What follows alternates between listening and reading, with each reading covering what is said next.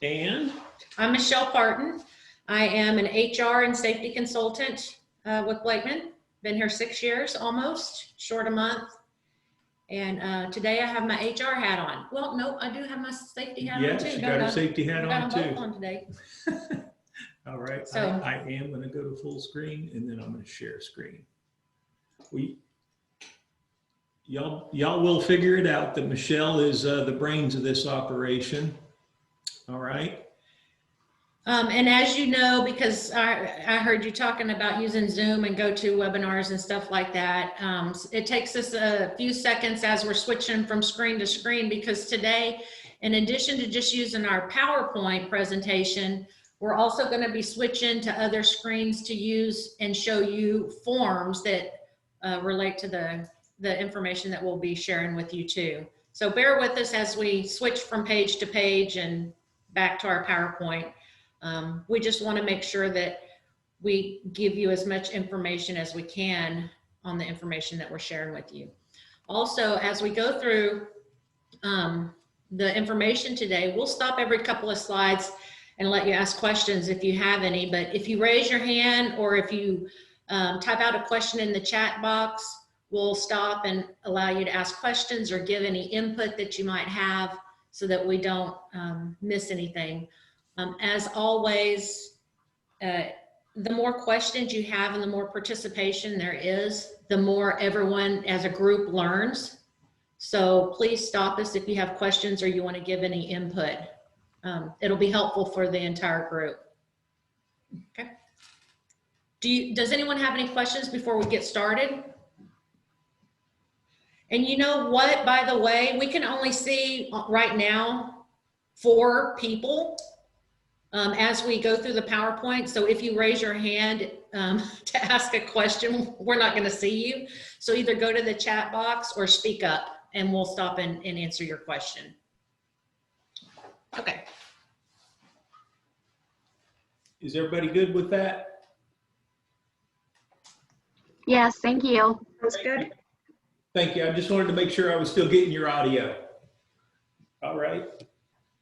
All right, good. So thanks for having us in today. We just want to touch on a few items that you guys have written programs for. And this will actually count as one of your OSHA required trainings based on really about 4 different topics. But we'd like for this to be an interactive discussion. Let me back up. We're going to talk about your accident and incident reporting and investigation policy, and then some best practices for managing that and complying with that. Also talk about OSHA record keeping just a bit, and then medical management for any injuries that may occur. All right. And so we're going to talk about best practices related to responding to an incident or accident that you may have, and things that you should do to take care of an injury or an incident based on what happened, regardless of how minor an injury is perceived to be, right? We want to make sure that we're doing the right thing for our employees, you guys, as well as for the company. All right. So put your thinking caps on. Michelle put this graphic down here. I thought she put a drinking cap. It's a thinking cap. Thinking cap. Okay, I got it. So put your thinking caps on. We're going to be asking questions, and we've got your names, right? So we might actually call on you by name. And then we definitely do need your input to make this a good and valuable training. And so if you have any input, please speak up and shoot us a text or just simply speak out. We're really counting on that. Take notes as you go. A good reason for that is that there is going to be a test at the end, okay? So we want to make this a valuable session. So, but at the same time, we do want to have a little bit of fun. Is everybody okay with that? Yep. Okay. Absolutely. And And also, I'm sorry. I think it's really important to note that we're going to be talking about some high-level decisions today about who's going to be involved. And so I appreciate, you facilitating that and giving us advice on what level in the company you think that we should be escalating some of this stuff to. I almost cut you off to say the same thing, Brittany. Great minds think alike. All right. Good stuff. All right. So you guys do actually have a good safety record, right? You do go into some heavy industries, but you're not the work that you perform, from what I know about it, and I hope to learn more. You are operating as a safe and healthy company, right? But there's a lot of good reasons for you guys to want to continue this and keep a good safety record. One is it your insurance cost? And we're going to talk more about all of these points, but your insurance costs need to be maintained and to be kept low as a company so that you can continue to pay for the benefits and then keep your resources in the company. Keeping your turnover low is another good benefit of having a good safety record and keeping your company a safe and healthy workplace. Because all of these things will make Spirit Environmental a good choice for your customers. More and more these days, a potential customer will be looking at a company's safety record and what those numbers are to determine whether or not they elect to do business with you. And we'll definitely talk more about that as we go on. All right. So we're going to continue to be able to show that Spirit Environmental is a good, safe company. All right. A couple of the numbers that are compiled and shown, some of them are available in the public domain, but others a company will request a company such as y'all's to turn it over to them. One is your EMR, that's related directly to your insurance and how much your insurance costs. And it's a lot of algorithms and things that they use to drive those numbers. And then there's the TRIR. That's a little simpler number to arrive at. It's basically your total recordable injury rate. And it's divided into how many employees and how many hours that you work. And that one is come up primarily through the OSHA calculation. All right. We need to maintain that super low injury rate for a lot of good reasons. Because if you're a mega corporation and you've got hundreds or thousands of employees and you have a few injuries, your rate is going to be low. But if you're a fairly small company, you've got 30, 40, 50 employees and you have 1 or 2 injuries, that number is going to rise a lot quicker. So being a smaller company, it's super important for you guys to manage your injuries correctly and keep them off the books if at all possible. All right. I have probably a dumb question, but is the TRIR just simply a straight percentage of total hours worked? Is that how it's calculated? That simple? Yes. Okay. Absolutely. It's total hours worked, and the OSHA and the ISNet world people would call that your exposure hours. Okay. There's no distinction made between people who are regularly doing field work or people who are just office staff not doing field work or technical work? No, unfortunately not. It's your total employees. Yeah, and Brad, I'm just going to point out, like, this is super crucial because there are clients that will not allow you to work for them if your TRIR or your EMR is above a certain limit. So this could definitely like affect business. So we want to keep those low.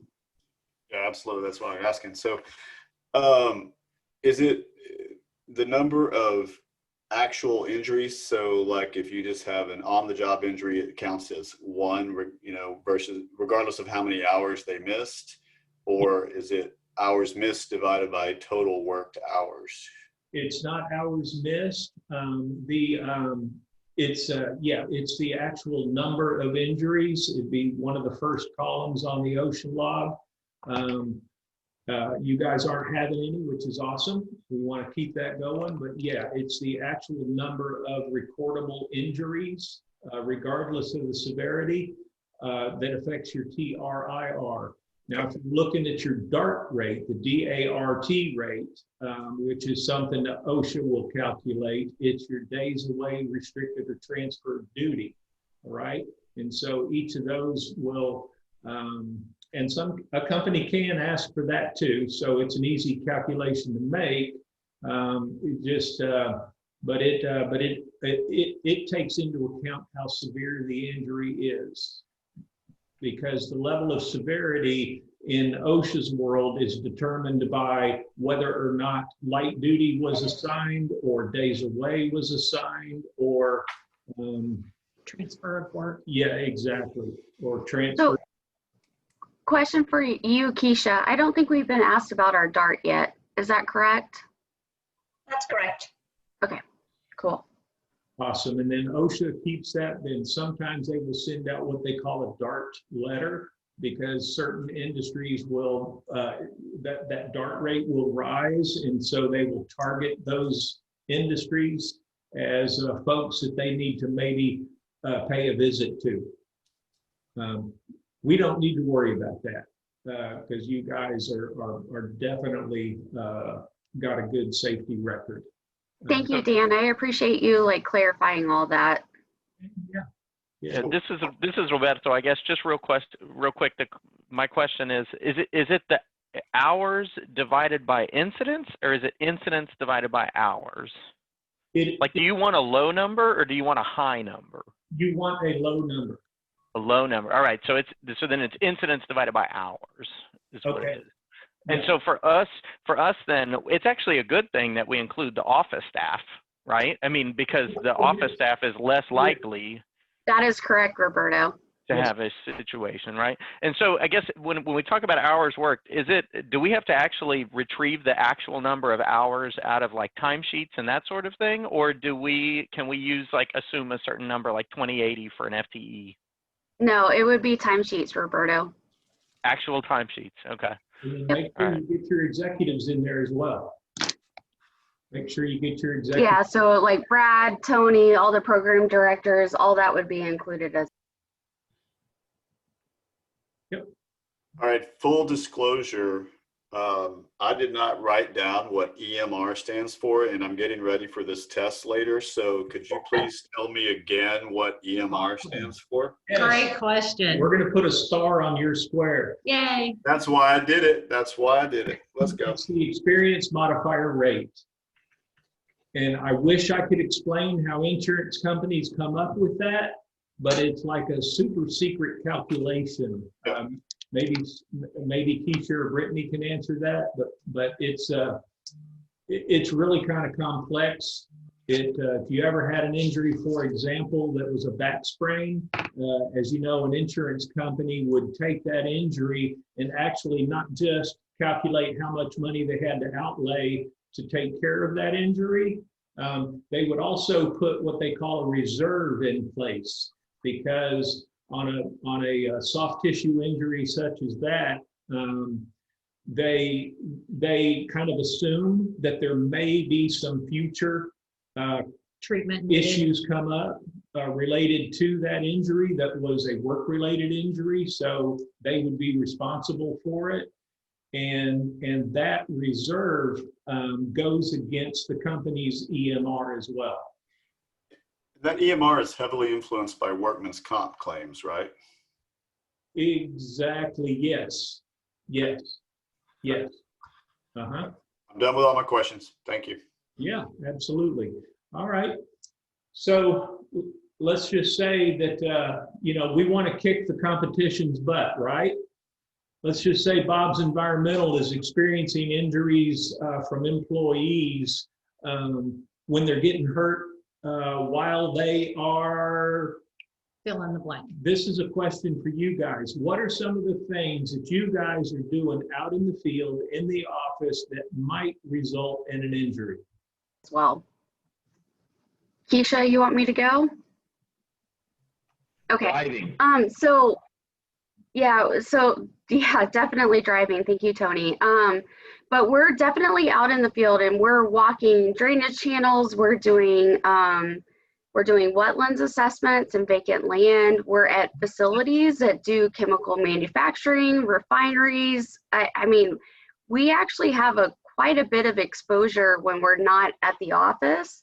Obviously, we have a couple of office concerns as well, but it's mainly when we're in the field. And I think that, a lot of times what we do is we rely on our clients to give us all the safety measures that we feel like we need, but we may be doing specific tasks that our clients are not. So I feel like that's where our risk is the highest. Okay. And so we could be doing anything from walking around a refinery to actually like inventorying chemicals that have hazardous characteristics, or we could be walking drainage channels or ditches or open fields to where we're open to wildlife and all sorts of concerns. Okay. All right. Good stuff. Good stuff. I do want to learn more about what you guys are doing on a day-to-day basis, right? So that helps a lot. Thanks, Brittany. And for the driving too. And I like that was the first thing that I heard, because that is a big exposure for any company. You don't have to be driving a big rig down the road to be creating exposure and potential loss for a company. Yeah. Well, and especially, I kind of want to hit on that and make sure as we move forward with our program in general that we really focus on that. Because I think given where we're located in Houston and having to drive across, a lot of freeways and traffic often to just go to site, routine. We're not even talking the field site visits. We go visit chemical plants and all the time to their administrative offices. And on those visits, obviously the actual hazards in the workplace, although they're there, are, clearly going to be far less probable than the drive over there in Houston traffic, if you're just going to go visit somebody for a meeting, for instance, right? Yeah, and Brad, that's really important to note, because like the one injury that we had was because we were driving. We were coming back from a meeting and we got rear-ended, right? So I think that, we definitely need to hone in on that, Dan, as far as training goes. All right, good stuff. Yeah, awesome blossom. Okay, so it's let's say that Bob's Environmental is kind of a rowdy bunch, and they're having a lot of injuries, and Spirit Environmental is taking care of business and thinking about what we're doing when we're out there, and if we do have an injury, we're managing it correctly. That's going to bode well for our ability to put Bob out of business, because customers will look favorably on us. Our cost of doing business will remain low, and we'll just be in a better position to move forward and gain more business because we're taking care of our safe and healthy workplace. All right. Good enough. Sorry. She stole my mouse. All right. Onward through the fog. All right. Okay. I'm going to turn it over to Michelle for just a little bit. Any questions about what Dan covered so far? Good discussion thus far. Okay, very well. So we're going to start off talking about accident reporting. Let's start with the definition. Well, we'll have a lot of definitions as we go through this morning. An accident is an unplanned event that leads to an injury. So let's keep that in mind as we go through the slides today. First of all, we want to make sure that all of our employees know that every accident has to be reported. And as a company, we want our accidents reported immediately, not at the end of shift, not a week later, not 30 days later, not when it gets worse.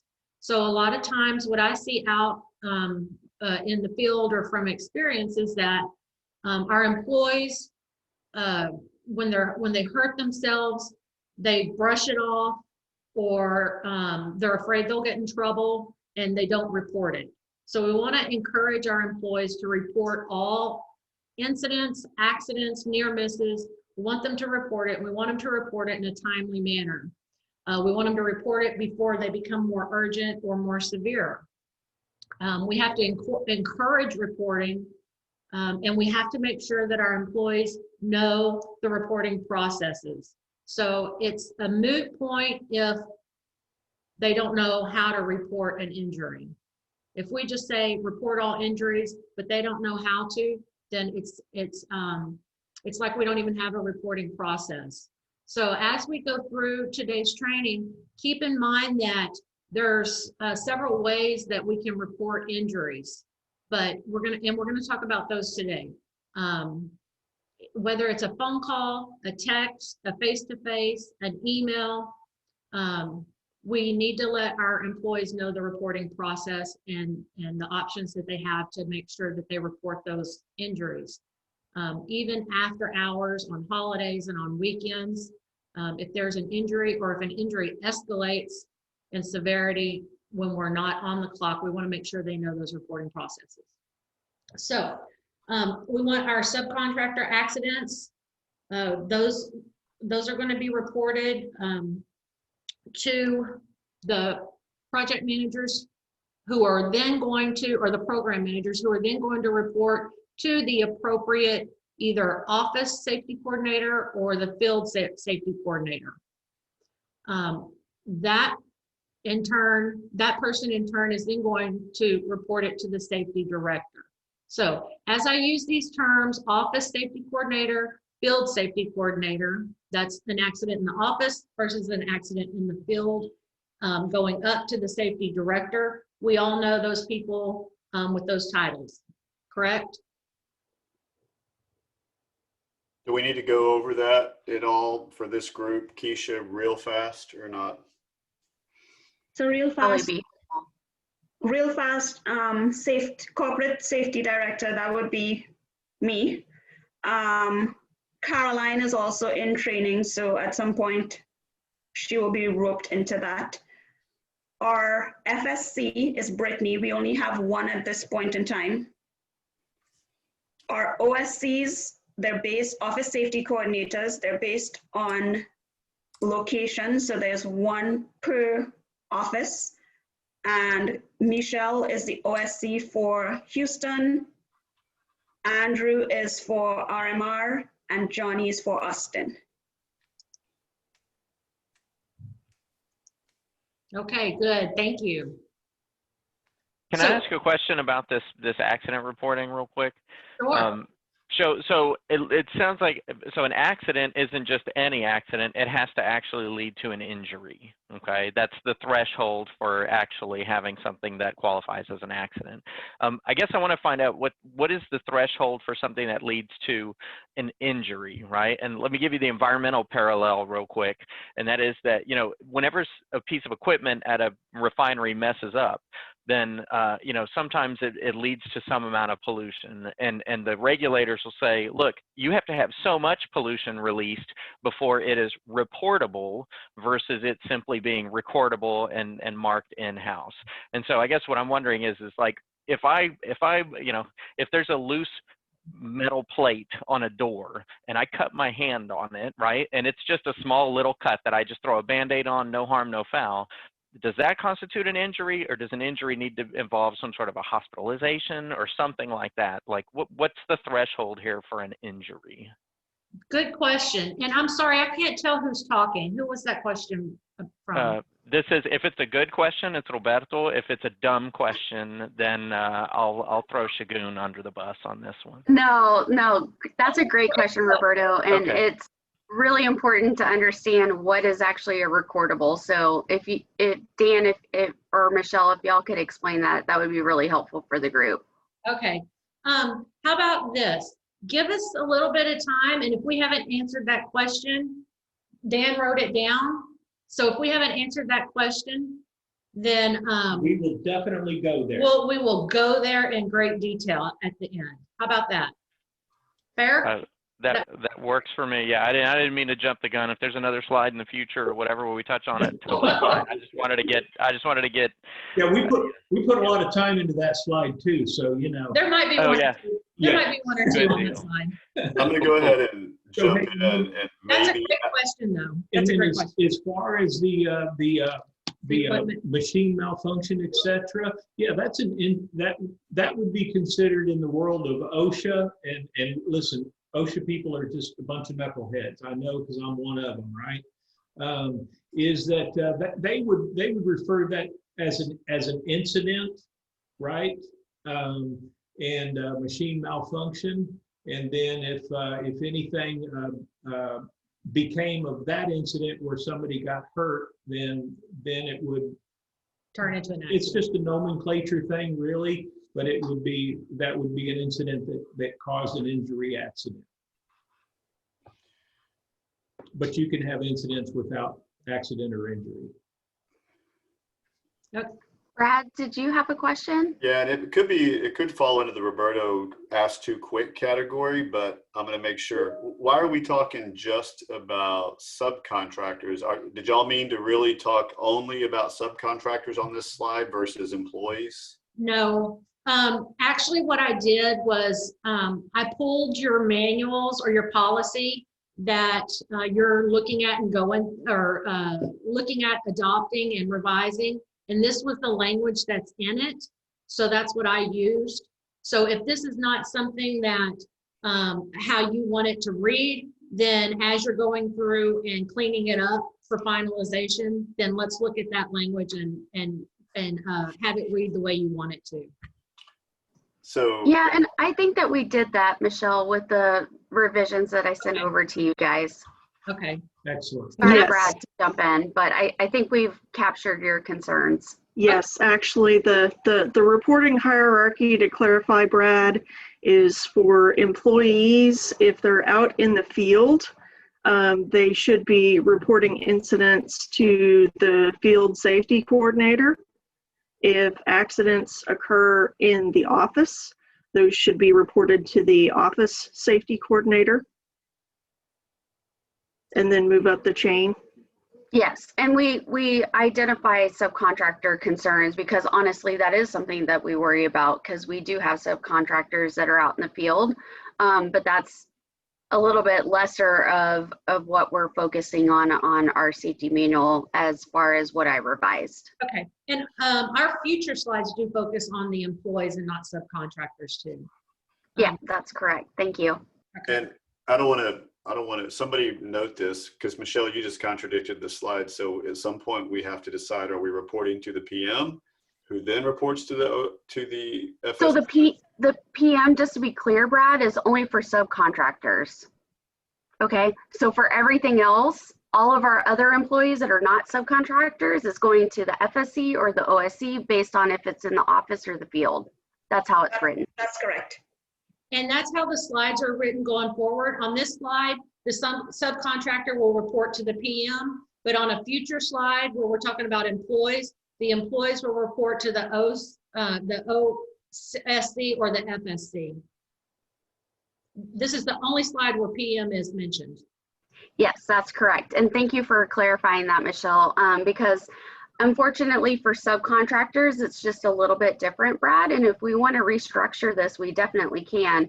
But Keisha and I's thoughts were that if it's a sub, they're going to go directly to the PM and they're not going to know our organizational structure of who the FSC is versus the OSC versus the corporate safety director.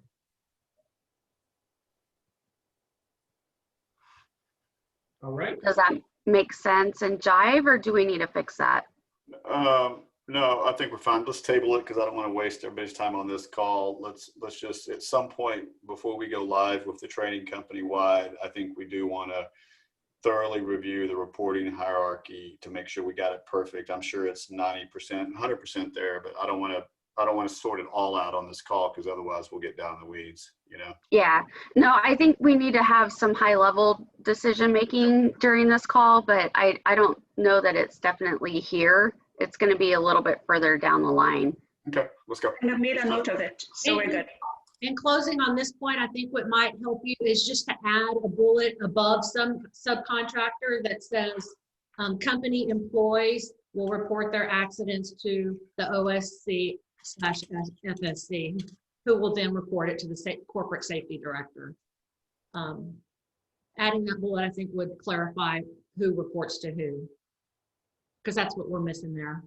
Okay, so when we're talking about accidents that lead to an injury, the corporate safety director is going to report that to an insurance carrier. That's then going to become a workers' comp case.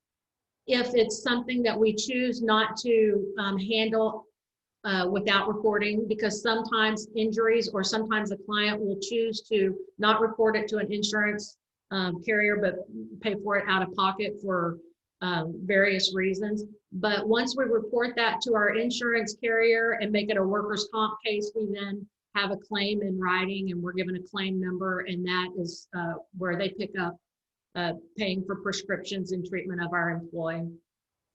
We have an incident report form that we're going to look at in a future slide, and that is filled out and submitted to the safety director. And we're going to talk about who fills that out, and we're going to, in the process that we're going through them. All accidents are thoroughly investigated for obvious reasons. We want to prevent those accidents or those events from happening in the future. So we're going to start with least severe events or incidents, moving up to more severe reportable events. So the least severe being a near miss. A near miss is an event that happens that could have led to a work-related injury or a work-related illness. And this relates to your safety management program. A near miss isn't an injury. It is not going to involve an injury or equipment or a vehicle that got torn up. But it's part of your safety management program, and a very important piece, because you want to track things that happen that could have either torn something up or got somebody injured, right? So it's important that the company, record those things and have a discussion from time to time at your safety committee meeting, for example, that trims these things and tracks them and determines is there some corrective action that should have taken place on the spot, or should we implement some corrective action based on what almost happened, where something almost got torn up or somebody almost got hurt or could have. And they say that so many near misses, for so many near misses, and I forget the number, for so many near misses, there is an injury. So we want to manage our near misses, and we want to share them also so that we learn from them and we train for them to avoid them and fix them as they come along. A near miss, we actually have a near miss form so that we can meet as a team and talk about it and talk about how the corrective action was taken for each one. The near miss form, as they are found, as near misses are identified, we fill out the form and they're turned into the corporate safety director. An investigation is conducted if needed. Corrective action is taken, and then we do our training, or simply a safety stand down or a toolbox talk if that's all it's needed. If it's out in the field, we might just call all of our team together and say, hey, we had a near miss. This is what happened. This is how we're going to, this is the process that we're going to take, or this is the corrective action that we've taken to ensure that it doesn't happen again and make sure we're all on the same page. So Many years ago, this is a kind of a process that I came up with my employees to identify what level of severity of a near miss we identified and what our action should be toward it.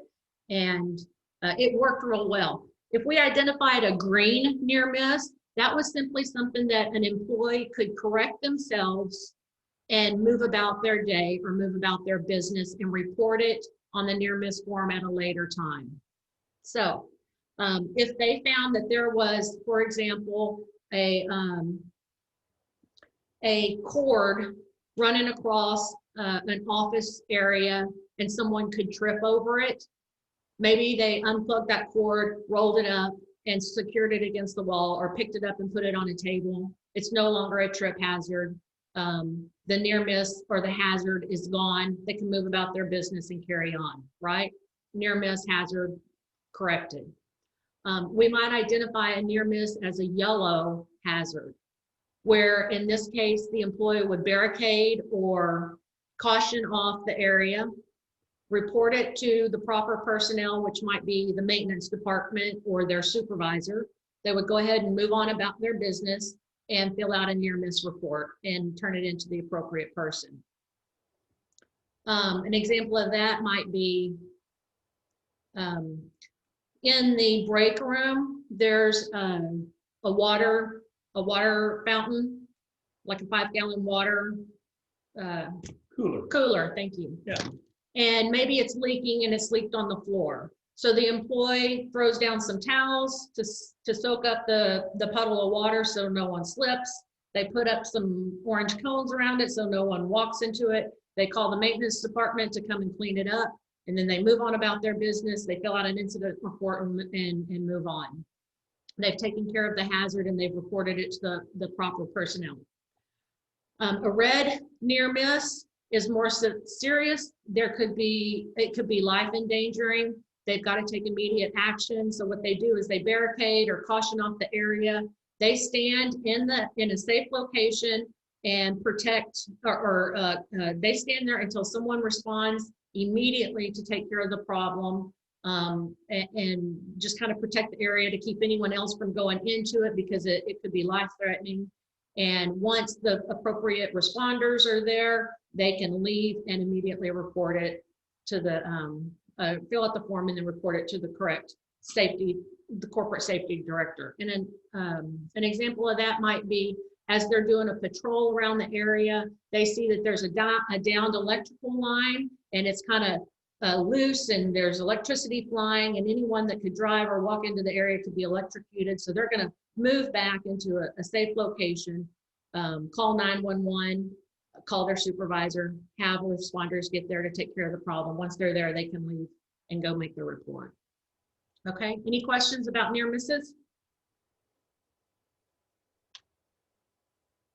Okay, let's look at another example of a near miss. A supervisor, let's say one of you're leaving your office and you observe an employee that's standing on her desk rolling chair, and she's reaching up on an overhead shelf to obtain a binder.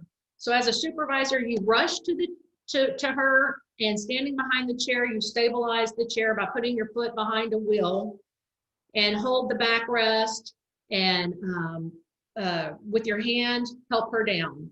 You immediately ask to get down and offer a hand to help her down. Now, why is this a near miss?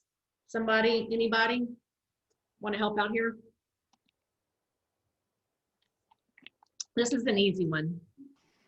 The desk chair could roll out from underneath her and cause her to fall and injure herself. Yeah, I hope none of you are doing that, but yes, exactly. That chair's going to roll out, and if she's like me, she's going to break every bone in her body. And it's going to roll out for sure. There's no ifs, ands, or buts about it. So that's definitely a safety concern, definitely not a good decision. Would you consider this a green, a yellow, or a red near miss? Are we going to go about our business and report it later? Are we going to caution off the area and go about our business? Or are we going to take immediate action? I would consider this a green. There was no actual incident that occurred. Action was taken to prevent something from happening before it actually did occur. Okay, But it's definitely a cautionary moment that needs to be reported. okay, Yeah, good stuff. good stuff. All right, moving on. Uh-oh. So just to be clear, I actually observed that at Spirit. So that's a real world example. Okay. It is a real world example. Did you have a teachable moment at that time? Yep. Good for you. We don't stand on rolling chairs. It's dangerous. And we don't want to learn that the hard way. Sometimes we have races in the hallway on Friday with them. No, we don't. Oop, did I say that out loud? Yes. Okay. Okay, so we're moving from a near miss to a first aid case. Again, next step in the level of severity.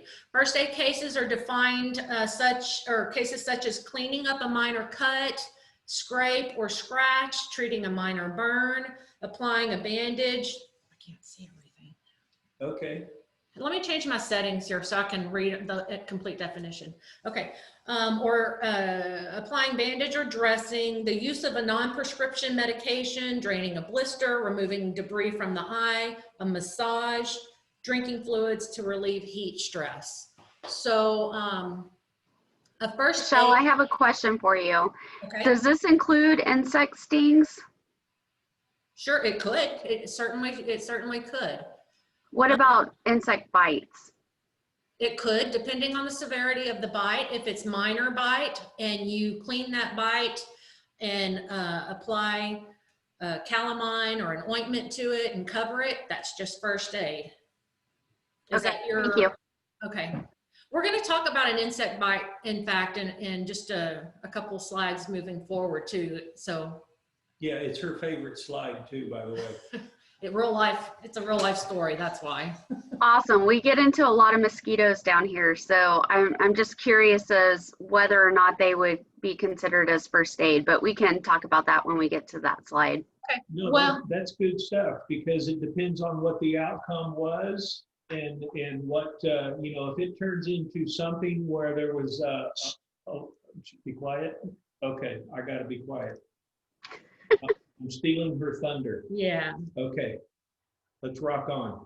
Okay, so you're also, as you told us a little bit more about what your field employees do, such as working out in the fields and out in the chemical plants, you also work out in the heat too, I'm assuming. So heat stress is probably important as well.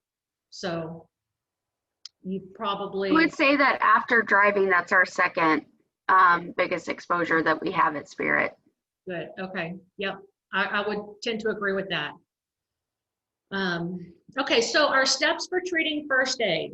First of all, our employee, we want them to report to the office safety or the field safety coordinators, right? Immediately. Those in turn, safety coordinators are going to report to Keisha, our corporate safety director. And then we're going to go to the first aid kit and we're going to treat. Now, let's talk about that because now I want to see your faces though. Let me change my screen real quick. There we go. Okay. Where are your first aid kits? Where are your first aid kits out in the field? On the truck. Do you have them? Yes, we have them, and they are either in the truck or, all depending on the field activity, it might be on the person's conducting the field work. Okay. Yeah, and just to be clear, we have several individual kits in each office. So in Denver, Austin, and in Houston. Some of us take them when we travel. Actually, all of us do. And then we have a dedicated one in the field truck, and then we have a dedicated one in each office as well. Okay, so no matter where your employees are working, they have access to a first aid kit. Absolutely. Okay, and are your first aid kits, are they stocked by a professional, say like Cintas, or do you stock them yourselves? We stock them ourselves at this point.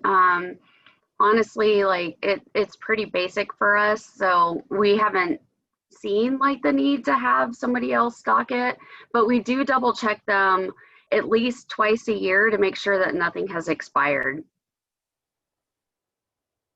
Have you done an assessment of, I don't want to call it have you done a threat or a vulnerability assessment on what contents of your first aid kit you would need based on the work that you do?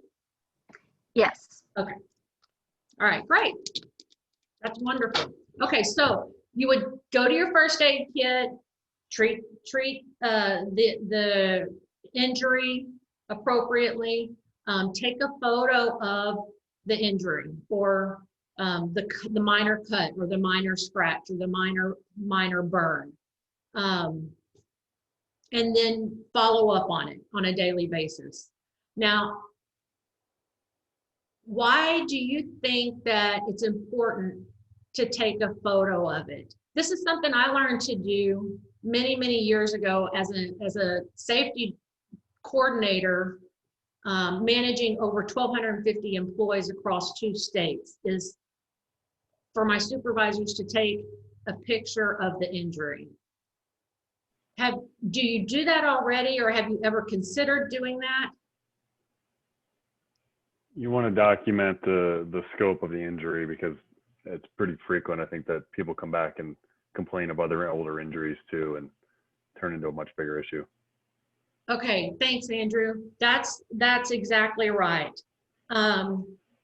We want to make sure that we document the injury, and we want to make sure that the injury is not progressing and getting worse. So Keisha is going to be the corporate safety director, but she's not going to be everywhere where she can physically lay eyes on it. And she's got to manage this case from beginning to end. And to help her know that this case is progressing in a positive manner to where she can close it out and be done with it, she's got to know that the injury is getting better. We, as managers of our employee or supervisors of our employee, we got to know that it's getting better too and not getting worse. And that's one way that we control and mitigate our injuries from progressing from a first aid case to a recordable or a reportable injury. If we just treat a case and don't manage it, it can escalate to a recordable or a reportable real fast and affect those numbers that affect our business. So that's why we take a photo. That's also why as parents, as safety people, if we have a bug bite, we're taught to draw a circle around it with a pen or with a marker so that we know if that red area is getting bigger or getting smaller over time. And then if it's getting bigger, we know that we need to take additional steps so that it doesn't progress and get worse and turn into a recordable or a reportable injury. So pictures help us do that. So I encourage you to always, at a safe time in treating an injury, take a picture of it, and take a picture of it on a daily basis too.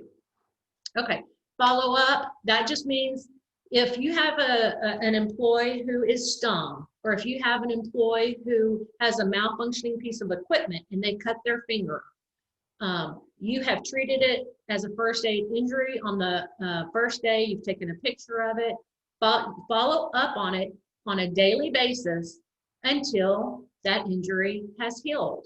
So every day you're asking your employee to see that injury. Every day you're taking a quick picture of that injury until that case is closed. We have to do that. That's just good management of an injury and taking care of your employee. It might be a little overkill, but it's managing your injury. Fill out the proper incident report form, forward that to your safety, either office or I'm sorry, it's already been reported to your office and field coordinator, but that incident report is forwarded to the corporate safety director. We're going to investigate how the injury happened. We're going to monitor the employee's injury. We're going to take corrective action to make sure that it does not happen again. And that might be changing a process. It might be removing a hazard. And we're going to train our team on what happened, what changes were made so that it doesn't happen again. And that might just take place in a safety stand down. And so there's something I forgot to do, which was look at your near miss form. And also to look at, and now we're going to look at your first aid form, the reporting forms that we talked about. Great. Hang on just a second while we change screens and pull up those forms. Yeah, that's it. That's it? Yeah. Okay. Can you just confirm with us that you can see the near miss form? Yes, okay, thumbs up we got. I'm gonna enlarge it a little bit. Okay. There we go. Okay, so this is your near miss report, and we're just gonna go over it real quickly so that everyone knows what it looks like and if you have any questions. Remember, this is the employee that was standing up on her rolly chair in the office, reaching up above her head. So the top is just basic information. We're going to assign it a number, who's reporting it, the date, and the job number. Keisha, do you want to explain where they might get an incident or a job number?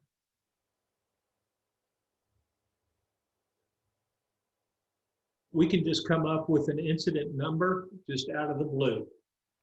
Essentially, kind of like you come up with a case number on your OSHA log. You can just assign it as, you can use the date if you want, and -1. The job number could be the location that you're at. All right. Okay, so a description, when, where, I'm sorry, what, where, when, who, and how. So what happened, where it happened, when it happened, who, how, just basically what it's going to tell all the specifics about the incident.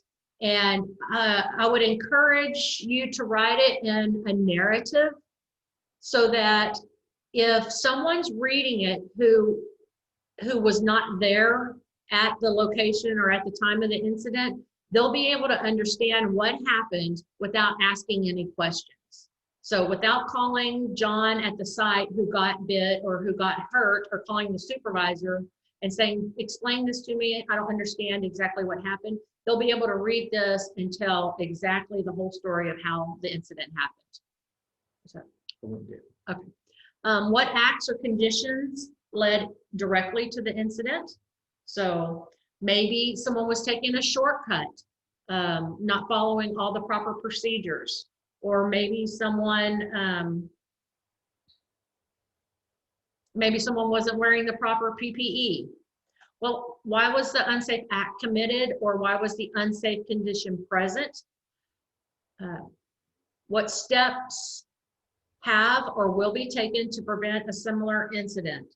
So these are things that we don't just want one person talking about. Maybe we need to collaborate to come up with a corrective action or preventative actions in this last part. And then person responsible for follow-up is assigned, an expected completion date, actual completion date. So there's accountability on this form. Who verified that it was completed, the supervisor's signature, and a corporate safety director or designee. Is there anything else at the bottom? Nope.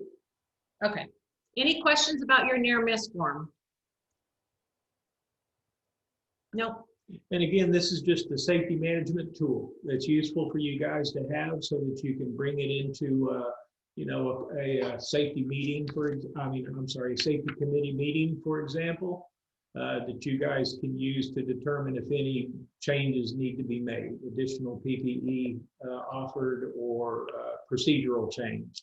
Retraining on a process. Yeah, okay. Exactly. Okay, no, don't get out. Go up to the incident report. Okay. Please. All right. Okay, so now we're going to look at your IR, your incident report. Keep going. Okay. Here is your accident investigation report. So we went over the near miss report. Now we're going to go over your first aid report. Actually, this report, this accident investigation report, is the same report that you're going to use for a near miss and for an injury. Let me preface this accident investigation report, because this one's calling for, you know, some fairly substantive information. And so as a company, you can decide when you pull this one out.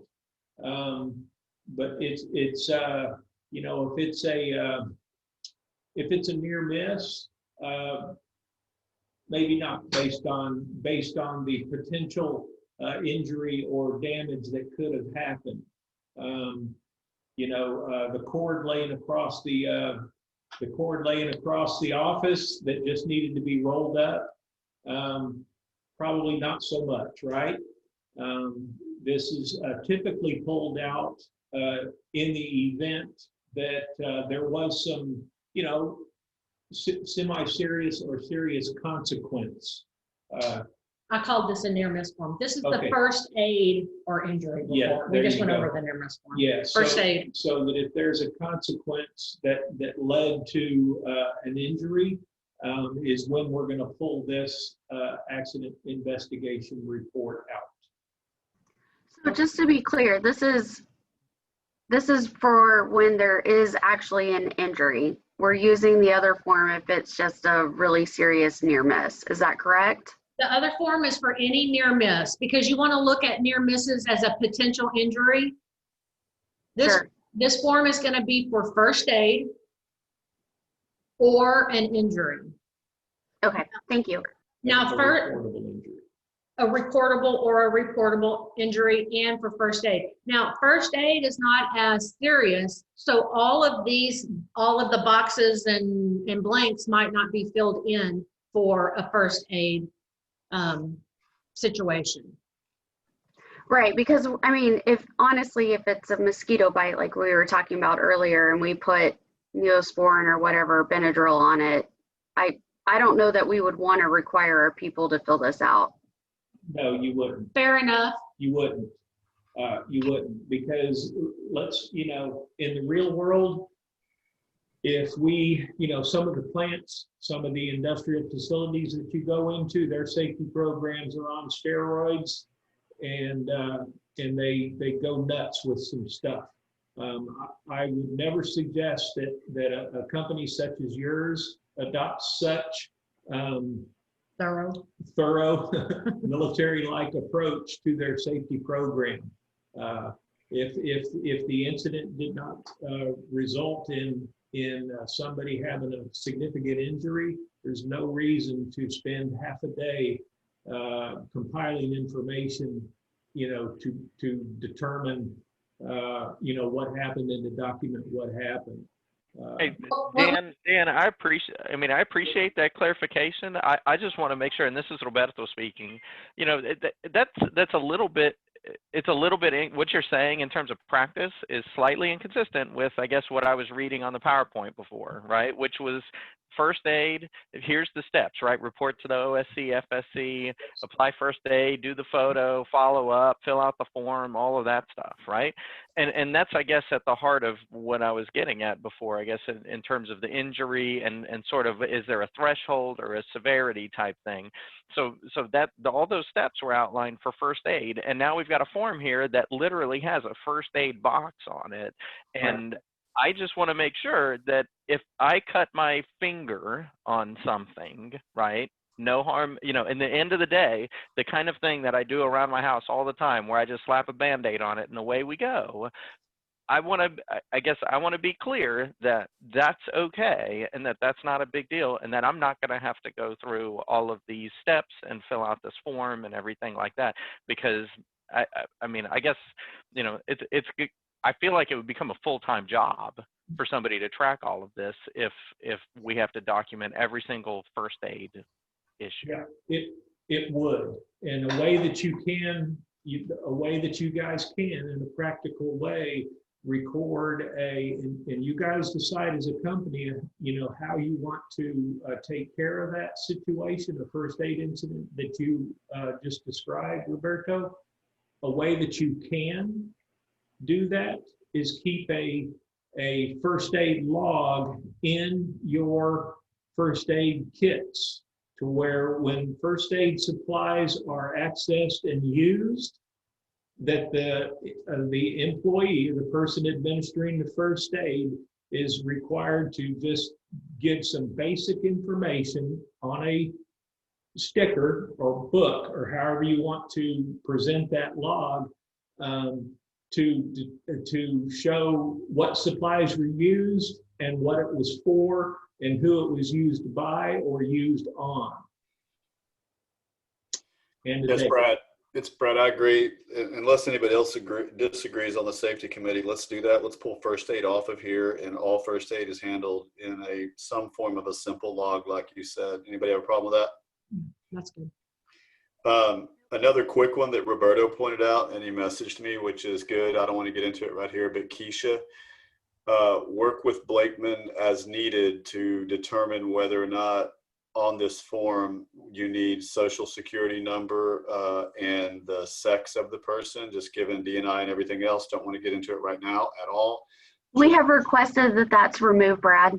Okay, good deal. Moving on. Love it. Good stuff. Okay. Good stuff. I have a quick question here, Mr. Shagun. So how does this play into the first aid and CPR training for employees? If we do have this program, is there a requirement that all employees have, you know, whatever, half-day CPR training or first aid training as well? Dude, that is a great question. That is a great question. Is it required? No. Is it a good idea? Yes. And so, thank you, Brittany. That was a very clear signal you were giving me there. You're awesome. But no, it's a real good idea, particularly if you're working alone or working with out in a very remote area. It's just not a bad idea to have either yourself or somebody else trained in first aid, CPR, and then, of course, these days, AED is going to be thrown in there as well. Just a great idea for a company to have at least some first aid CPR certified providers available. And also a follow-up question to that, you know, given that we will have a first aid kit, is it a good idea to have something like an AED in the office as well? Oh, absolutely. Yeah, absolutely. In any industry, that's a great idea, especially if you got old dudes like me working in your office, you know, because we fall out regularly. No, that's a great idea. And there's only certain industries or occupational hazards that are expressly going to have a requirement. Typically, that's going to be people that are working on high voltage or telecommunications or are doing line work, for example, and people involved in the construction trades. There's some of those occupations have an express requirement that certain people be available to respond to those first aid incidents. But Just to be clear, we're not getting pulled into that, but for best practice, I think that's a great idea. And AEDs are under assessment for the offices, so. Okay, we're going to get back on to the PowerPoint since we're still on near miss, and we're just going to be using that form for injuries. Here, just looking at a quick scenario example of first aid. An employee's working in the summer heat in a warehouse environment, or maybe in a marsh environment, chemical plant environment. He becomes disoriented, and he's looking around for a chair to sit down in. A coworker is observing this, being trained on heat stress. He immediately escorts his coworker to a cool-off area and sits him down. The safety director summoned. Together they begin to apply cool compresses to the employee's neck, his forehead, his arms, while providing him cool water to drink.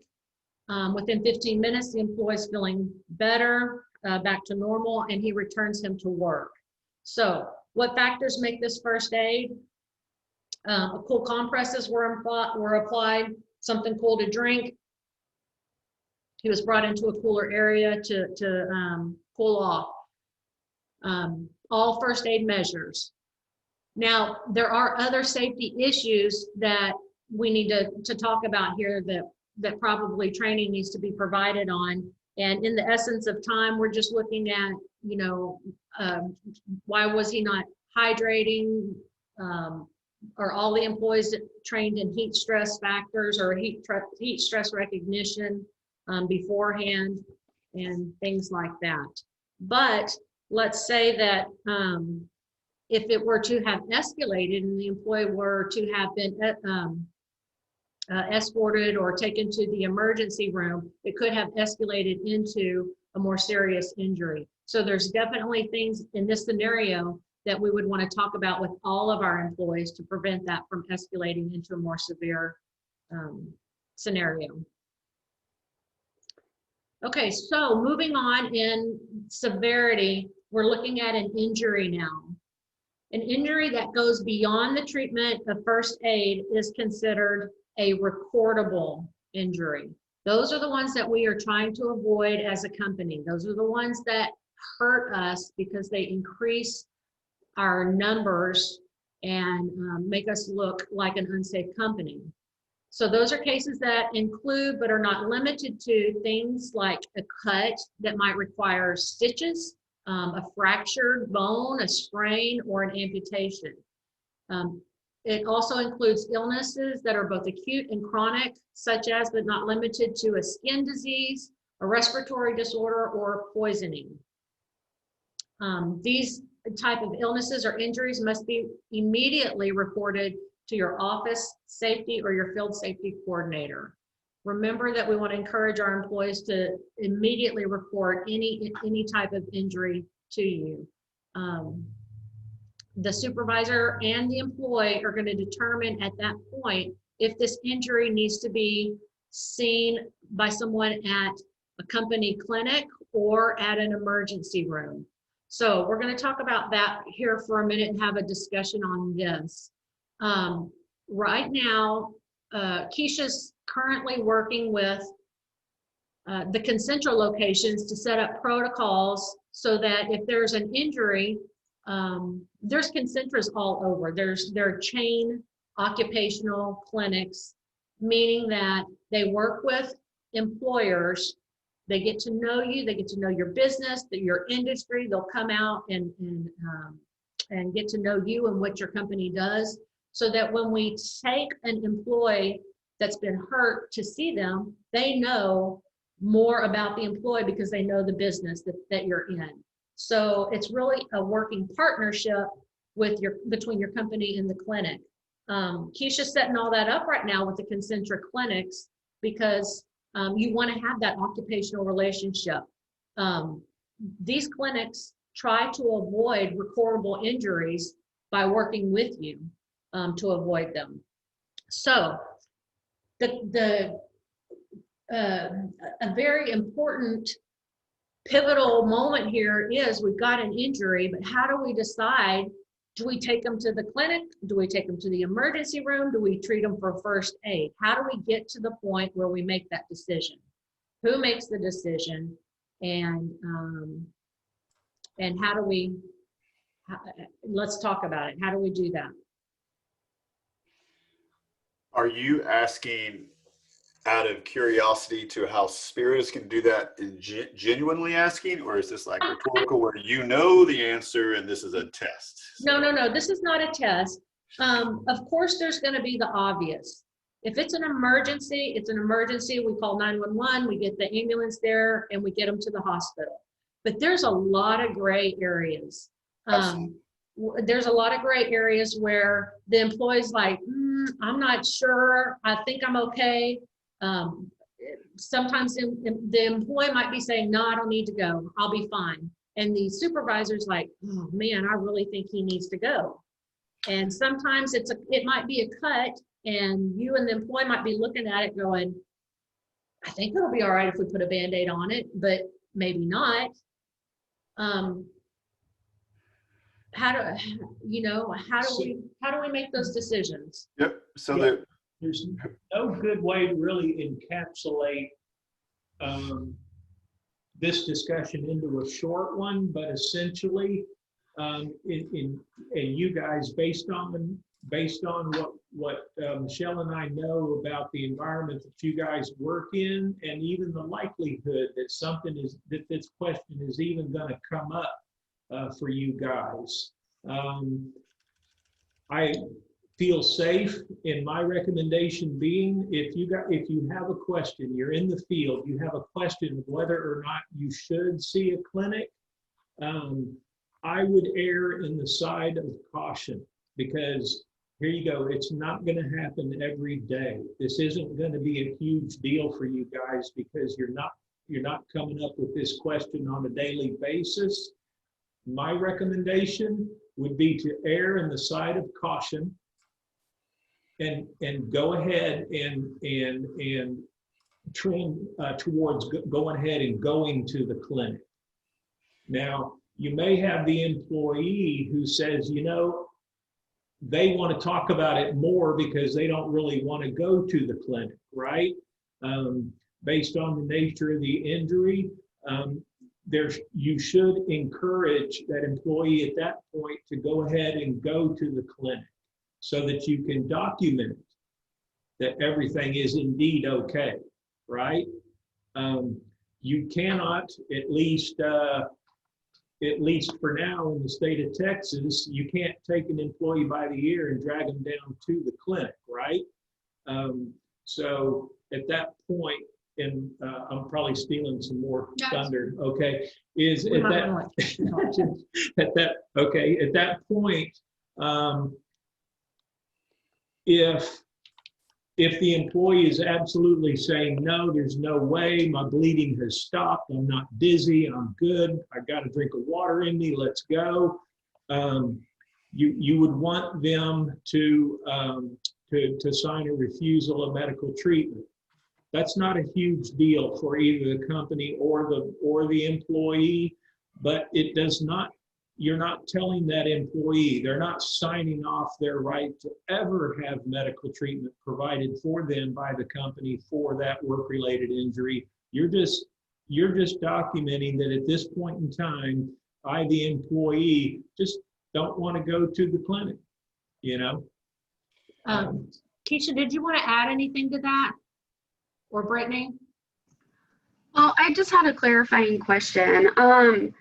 So my recommendation to the program directors that are on the call right now and to the safety committee is that we take the supervisor or the team lead kind of out of that equation and escalate it more to people that are specifically trained in safety. I didn't know if you had any thoughts around that. We have a lot of team leaders that are a little bit more junior in their career and don't have a lot of experience with safety concerns. And so I just wanted to know, like, is that a good idea, or should it stay at the supervisor level? Let me jump in real fast, if you don't mind. So just to clarify a couple of things.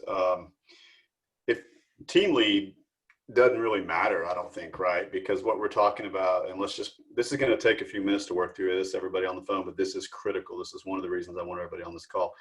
If you're in the field, I feel like, and this is coming from an air guy that doesn't have a safety background, but I feel like if you're in the field and it's gray, whoever the lead is in the field, I think should need to be somewhat involved in helping with the communication between the employee and the FSC or Keisha. Because if the employee, I just feel like that extra set of eyes of what's going on the ground, right? So I don't know how that fits in, but y'all know what I'm saying, that you got a field lead, wetlands person that's out there, Alan gets hurt. and it's not clear. It's clearly not just a little bruise, and it's clearly not he broke his arm. It's that gray. Alan's a little bit panicked, not sure what to do. He's on the phone with Brittany and Keisha maybe. I feel like whoever is the lead on the project, you know, overseeing Alan in the field, if he's not the lead, wouldn't that person be helpful, set of eyes on the ground to help work through whether or not Alan needs to go to a consensual or not? And that's just maybe a dumb question, but I don't want to eliminate that position from the whole process because they could be helpful. That is not a dumb question at all. And that is a very rational approach, is having somebody who's actually got eyes to, you know, on the situation, particularly if they're not sure what to do.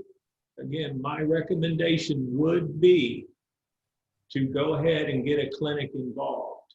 Now, you can make a preliminary call to the clinic and ask them, based on everything I can tell you, do you recommend me coming in? Now, granted, you're a customer, a potential billable customer, asking that question of the people who are going to bill you, but you still, you know, are offering that to your eyes on the ground, your supervisor, your lead on the ground, somebody else to talk to help make that decision, and they can do some very light triage, you know, to determine whether or not somebody should be seen. But I promise you, they are going to err on the side of going ahead and bring them in. But that coincides with my never to be humble opinion and recommendation that this is how you guys should err as well, on the side of caution. If something comes up and there's a question as to whether or not medical treatment or a medical professional really needs to take a peek at my cut or bruise, or Also keep in mind too, and this is jumping ahead just a little bit, but this is a good time to talk about it. Just because we go to a clinic doesn't mean it's going to turn into a recordable. Yep. Because part of our management of the injury as a supervisor is being present and asking questions and knowing what we can and want to do with our employee. So if we're taking our employee to the clinic, we're asking questions. We're asking to go back into the treatment area with our employee to help manage what happens to our employee. Can we get an over-the-counter medication versus a prescription? Can we return our employee to work? We're 100% involved in the effective treatment of our employee with the least invasive means. So just because we're taking them to the clinic doesn't mean we're going to walk away with a recordable incident, which we haven't talked about recordable yet. But a clinic trip doesn't necessarily mean a recordable, because remember, we've developed that protocol and that relationship with our occupational clinic, and they're there to avoid a recordable just as much as we are. Let's talk about that real fast. Can you share my screen very easily, or allow me to share my screen? I want to give some perspective to everybody on the call about Concentra. We're going to try this, Brad. Testing your Zoom capabilities. it probably is. It may not be within my capability. Okay, so no Brad, big I deal. think you have to ask if you can share your screen. There's an option in the bottom middle of the toolbar. You can say share screen, and then it will show up as requesting permission, and then they should grant you the Okay, permission. so Brad does that, and then we okay it? I believe that is correct, yes. Okay. I've done it. It just says its host has disabled participant screen sharing. Guys, not a big deal. Don't want to waste your time. Everybody Google Concentra. That's all it is. I was going to share Google Maps. So CONCENTRA, that's the clinics. They're all over Houston. I just want to give everybody on the call some perspective. And Blakeman, I want to ask you all a very specific question. It is my understanding, having never dealt with this before, that these clinics are absolutely in the business of working with They're not trying to drive everything to prescriptions. Like if you go to an urgent care, they're going to throw you a prescription all day, every day, right? Concentra is in the business of working with companies like us to make sure they manage it. They know our objective is to minimize recordables, but yet provide the proper care for our employees. Absolutely. But by no means do we want to over-report, be overly conservative to where we end up with some, you know, when you can do 3 ibuprofens, you know, and deal with the same issue versus some stupid minimal Prescription. painkiller that's the same thing, which an urgent care is going to give you the painkiller prescription, whereas Concentra is going to hopefully say 3 ibuprofens, call me in the morning. Guys at Blakeman, do y'all have full confidence that these clinics operate that way? I'm assuming that's the whole point, but anyway, let y'all talk. That is absolutely correct. With my experience before I worked for Blakeman, I was an HR and safety manager, and I worked with dozens of Concentras who did exactly what you just said.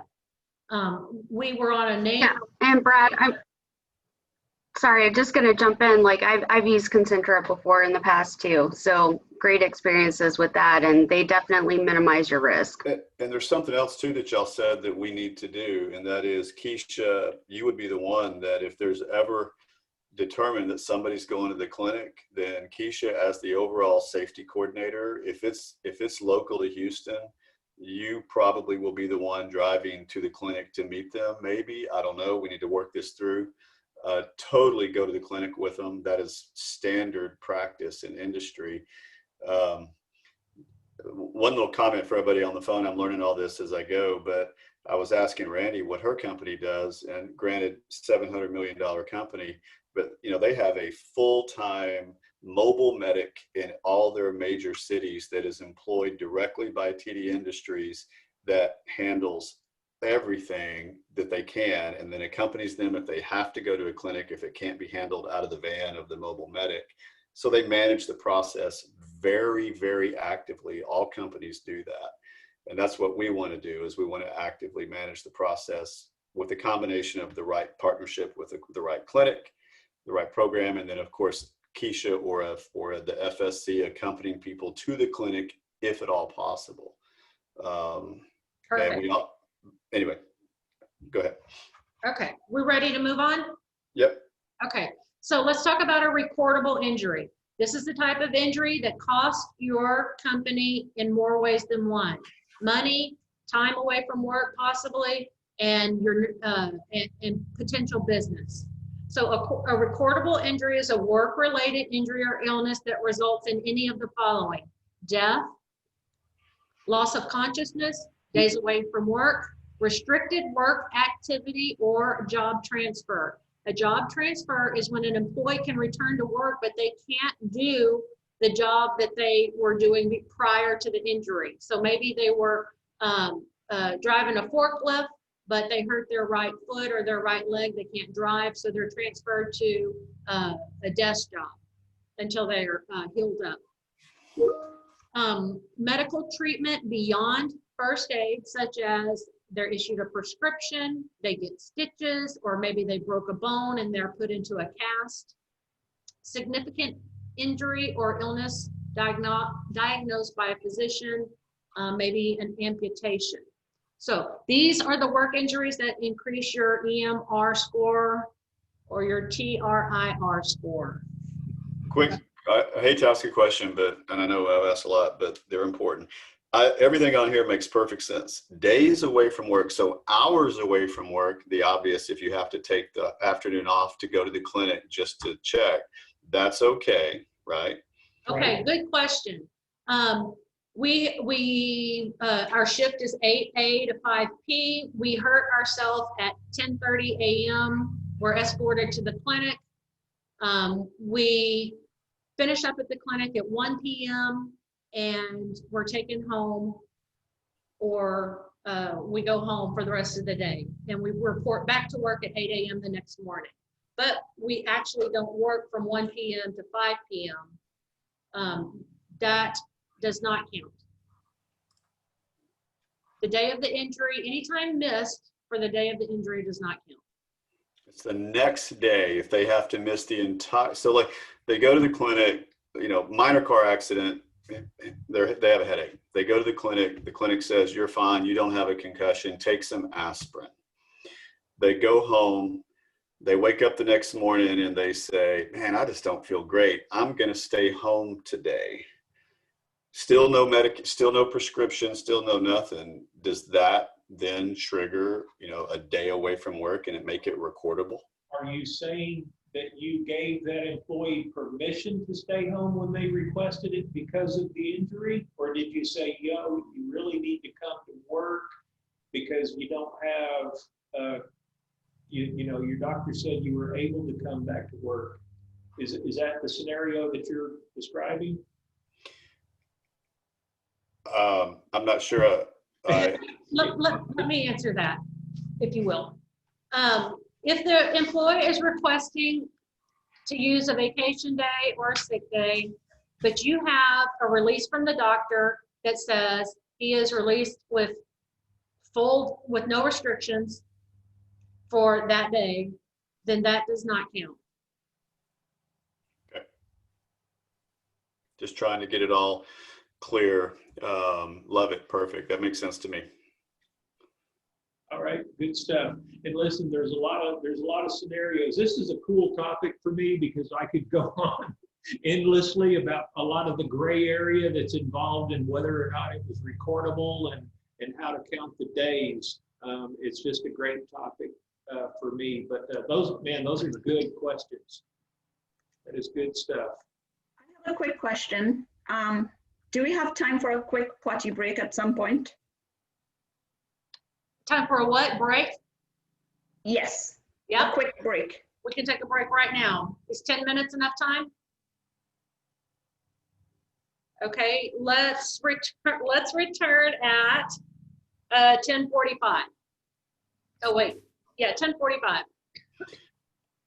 Thank you.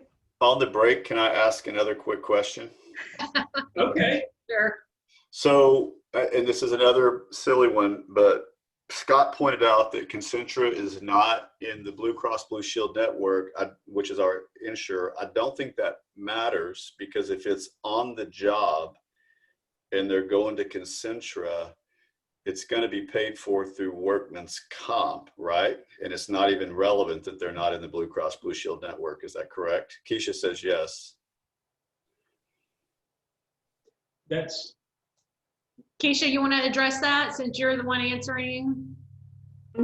Yes, so I've checked with Concentra, and it will be a workers' comp case if it turns into one. So yes, it's treated through Texas Mutual, not Blue Cross Blue Shield. So even if they go there and they get aspirin and that's it, and Concentra sends a bill for $300, right? There's no copay through Blue Cross Blue Shield because they're out of network. Or I'm just down in the weeds a little bit. This doesn't really affect, you know, what we're doing that much from a safety. I'm just curious because I always get confused with insurance. I don't know if Michelle has experience with that since she said she used Concentra in the past. She dealt with them in the past, but I haven't gotten to that far in the discussion. I have a call scheduled with them for next week, so I suspect I'll get all that information then. Yeah, my understanding would be that it's a different insurance. Since it's on the job, it would be going through the company's insurance, and there's no out-of-pocket that the people, right, the employee individually would be experiencing, right? The only kind of That is correct. The only kind of and for what it's worth, I mean the workers' comp thing, for having I actually have experience on workers' comp deals. The issue is that the continued treatment, should something require down the line treatment, would continue through the workers' comp network. And if for whatever reason you don't want that continued treatment to continue through that network, if you have a preferred doctor that's maybe in your own network or whatever, then that's fine, but you have to go through the Texas Workforce Commission to have that, to apply for and get a change of care provider. But in any situation, it would be going through the company's insurance provider and not through the individual's insurance. just to jump in for a second, because I've been through workers' comp before, unfortunately. So how it works, at least at Spirit, when I had my incident, so I had to actually go through Blue Cross Blue Shield as far as like physical therapy and stuff, but the workers' comp came in and reimbursed all that. So they reimbursed not only Blue Cross Blue Shield, but they reimbursed me too. But when you go to Concentra, that's completely billed 100% to the company.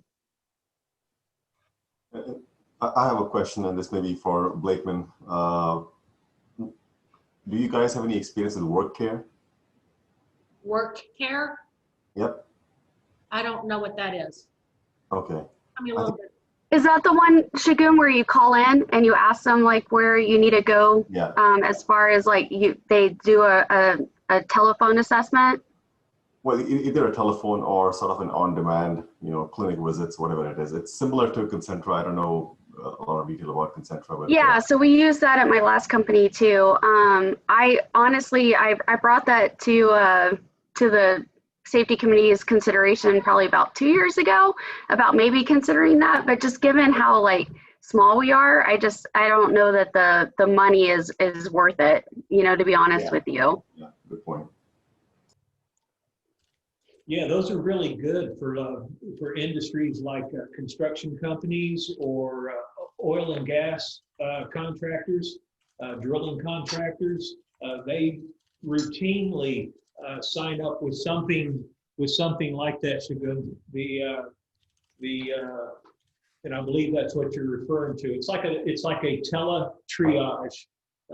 Correct. And you can also like FaceTime them. And honestly, I had an incident in the field where one of my coworkers was injured, and we had to call them and then we FaceTime them just to show like whether or not we needed to go into the clinic or not. Yeah, we have met with and talked to and kind of know the folks over at Axiom, and they have they will have, and most of these outfits have you're talking to a nurse, you're talking to a registered nurse, or maybe even a doctor when you call them, and they'll give you some pretty high level recommendations based on your situation of how you should proceed. To either put a Band-Aid on it, take an aspirin and go back to work, or you definitely need to call 911 or those are some good companies to partner with based on the industry you're in or your actual need. But you guys just aren't having a lot of that stuff rear its ugly head for you, so may not be something you need to consider at this point.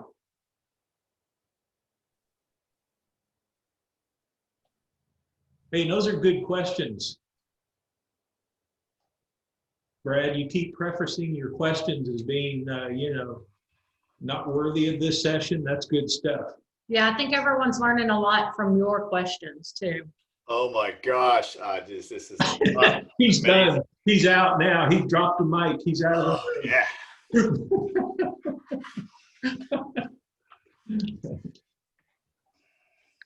Just want to be the star pupil, that's all. You want to pass that test. You've officially been crossed off the list for the quiz. Well, oh really? Shit, I'm out of here. No, kidding. No, thank y'all very much for clarifying if you go to the clinic, whether or not it's considered a reportable or recordable, because that used to be the old stigma. Was, if you went to go see the doctor, whether it was an OCMED clinic or a doctor, and, that medical treatment was considered the yardstick. Yeah, no, Michelle, you're absolutely right. That's super important. Everybody used to be afraid. It's like, oh God, if I've got to go see the doctor, then it's a recordable and I'm in trouble. Which is why work care is such a big deal for like bigger companies, is because they were trying to bypass people going to the clinic because of that. Right. Well, we can get something in our eye, go to a clinic and have them flush it. First aid only. So, Yeah, what's cool is that it doesn't matter who provided the first aid treatment. It can be it can be a brain surgeon. it can be an emergency that room. flushes out your eye. It can be done in an emergency room, but if there was no actual, what OSHA clearly defines as something that was beyond first aid, it's not recordable. Yeah. This is Johnny in Austin. I really appreciate these kind of questions and discussions because I had several of them lined up myself. I'll go ahead and ask one of them because I did run across this in a former job that I used to have, where somebody, on the day of the incident or the day in the accident, say they did something and they ran into the corner of something sharp, either a stairwell or a desk or whatever it may be. And they didn't think there was a problem there, but sometimes it could be a time frame like 3 or 4 days or even longer. They say, that still hurts. I'm going to go ahead and have that checked out, or I'm going to go to a clinic and maybe they'll take an X-ray or something like that. How has something like that happened as far as time between some kind of event, if you will? And if they on their own, maybe even days later, decide, I'm going to go and have this looked at. Is that still part of the same incident, or how's that normally handled? You know what, Johnny? That's we're going to cover that in a slide here in just a minute. Okay. And I want everyone to hear the same thing. So let's wait and make sure everybody's back on and cover it together. Is that okay? And I'm showing everybody's back on. So we're going to go ahead and get started back. You see everybody on too? Okay. Yes. Okay. All right, we're finished with that. So moving right along, when an injury occurs, we're going to either be treated at a clinic or an emergency room. A clinic is going to require additional attention. We're going to talk about the additional attention on the next slide. Concentra locations, we've talked about the protocols and that's in progress. So we've kind of already talked about that prior to our break. Now, if we're going to a hospital or emergency room, it's going to be a local hospital, a local emergency room. Once we call EMS or 911, we don't get to tell them where to take us. They have their own protocols and they're going to take us to the nearest location to the accident or to where they're picking us up. Once we get to the hospital, they've got their instructions to follow and their protocols to follow. So basically we're limited in what we can ask them to do for us as an employer. We want to make sure that we're calling the clinic, our Concentras, or our hospital en route and saying, hey, we're on our way. This is Spirit Environmental. I've got an employee that described the injury. Of course, the EMS is going to be calling the hospital to let them know that they're en route. We want to call the employee's emergency contact. A best practice for us, and a really important one too, is that we are en route behind that ambulance, and we are not leaving our employee until we have a family member or emergency contact person to come over and take over that employee. So we remain with our employee until the emergency contact arrives, or the spouse or the significant other, and we may even stay longer than that, making sure that our employee is okay. But we would never leave our employee at the emergency room without someone there with them. Hey, Michelle, I just want to interject real quick. So as part of our JSA, we have the emergency contact on there for each of our employees that are out in the field or at a site visit. So just want to let everybody at Spirit know that we should have that information already on the JSA if they're doing field work. Okay, and just a quick HR best practice tip too, real quick. As you go through open enrollment on an annual basis, or another activity you do annually, maybe performance evaluations or whatever, have all your employees update those emergency contacts. We do. Okay, good job. Hey, so I'm gonna jump in real fast. This is another reason to have the field person involved in this, because if they're local to Houston and Keisha's in the office or Brittany's in the office as the field, the field coordinator, they can meet them at a concentric clinic, but most likely you're going to want the field project manager, whoever the lead is in the field, or if it's the lead that's hurt, one of the employees in the field, to accompany them to the clinic. And then Keisha or Brittany, if it's in Houston, go relieve them at the clinic. Keisha would be first choice, Brittany would be second choice, and then PDs, that's one of the reasons you're all on this call. You will be the third choice. If Keisha and Brittany are not available to accompany one of your employees to a clinic, then we have to fall back on the PDs. And I think that's enough coverage if we do it that way. But anyway, that's just kind Brad, are you tying it to the PD that is over that employee's tree, or are you saying just PDs in general?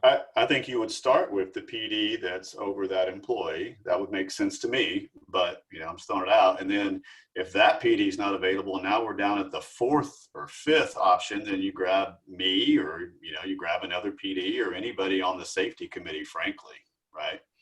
Yeah, and I would also suggest, Brad, that you have the office safety coordinators as the next step after the field safety coordinator, because you're right, I'm only in Houston, so if somebody gets hurt in Denver, I can't just fly up there and help out. But if Andrew's involved, he can go out, and he's got enough training. All of our OSCs will. Absolutely. That's kind of where I'm going towards. Totally. Putting it more on people that are on the safety committee and not our team leaders. But Totally agree. I didn't mean to leave the OSCs out. I think that's a given. That it's. Yeah. Well, we talk about if it's in the office, it's obviously the OSC. But if it's outside of the office, it's me, right? But I'm only in Houston, so I think that if it happens where it's not in a Houston location, then we default back to the OSCs, is my personal opinion and thought. No, I don't think there's any question. And then if the OSC is not available, if it's in Denver and the field work is in Denver and Andrew is on vacation, then as the OSC, then we'll have to decide, do we go to another safety committee person like Caroline, or do we go to PDs? We'll figure that out. That's details. We can figure that out later. Or me, but don't have to. What's that? Said could go to me after that. Sure. Yeah, you is part of the PD. I put myself in that same deal as the PD group, right? Yeah, we do whatever. Well, y'all are on the safety committee too. Safety committee, Tony. So.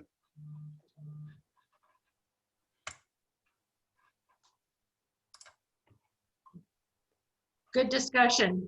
That's exactly the way it's supposed to go, the way y'all were discussing it. Okay, so determine reasonable suspicion. Now, this is another big training that you will want to have too, as recent changes have been made in the last couple of years. But reasonable suspicion for the injury happening under the influence of illegal drugs or alcohol. If you're going to a clinic, Keisha is going to, part of the process of setting up protocols, going to determine drug testing procedures. If you're going to an emergency room, they're going to have those procedures of their own to follow. And if, this is important, because if an emergency room does not do drug testing as part of their procedures, you'll want to ask if that's part of their procedures. And if you want to make sure that a drug test is given as part of a treatment plan, then make sure that you ask for it. Can we do a drug and alcohol test as a supervisor with an injured employee at an emergency room? The bigger emergency rooms are going to automatically give them, but some of them won't if they're smaller. And if you want that to be part of a process, then you'll have to ask for it once you get there. Okay, does that make sense? We're going to alert the corporate safety director as soon as reasonably possible, meaning after we've taken care of the safety of our employee. And then when appropriate, in a reasonable amount of time, we're going to fill out our first report of injury. That is going to be the form that is submitted to our insurance carrier in order to process and start the claim to address the employee. So now let me ask a question. The first report of injury, there's one for Texas, there's one for Colorado, and there's one for Louisiana.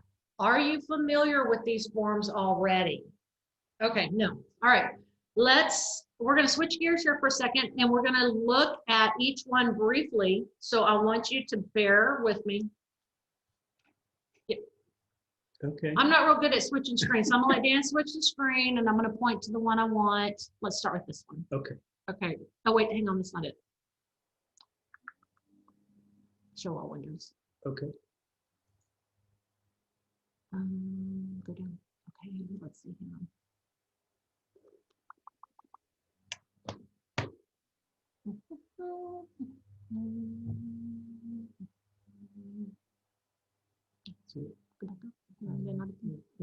Okay. All right, so can we exit full screen?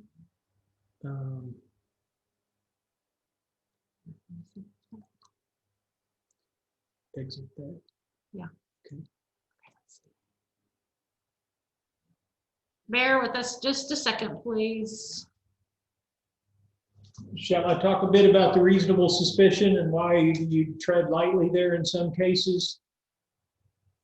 Is that yeah, and I actually wanted to ask real quick, this is Roberto again, I guess, is the employee allowed to refuse the drug test or the alcohol test? Because like if you're pulled over for an accident and you're suspected of that, I mean, you can refuse a peace officer, right, asking for that, and then they have to get a warrant in order to get that. You know, is that a condition of employment to where they're not allowed to do that, or is there, if they say no, I won't subject myself to that? So I'm going to jump in real quick, Roberto. So the way that our policy is written right now, that's terms for termination.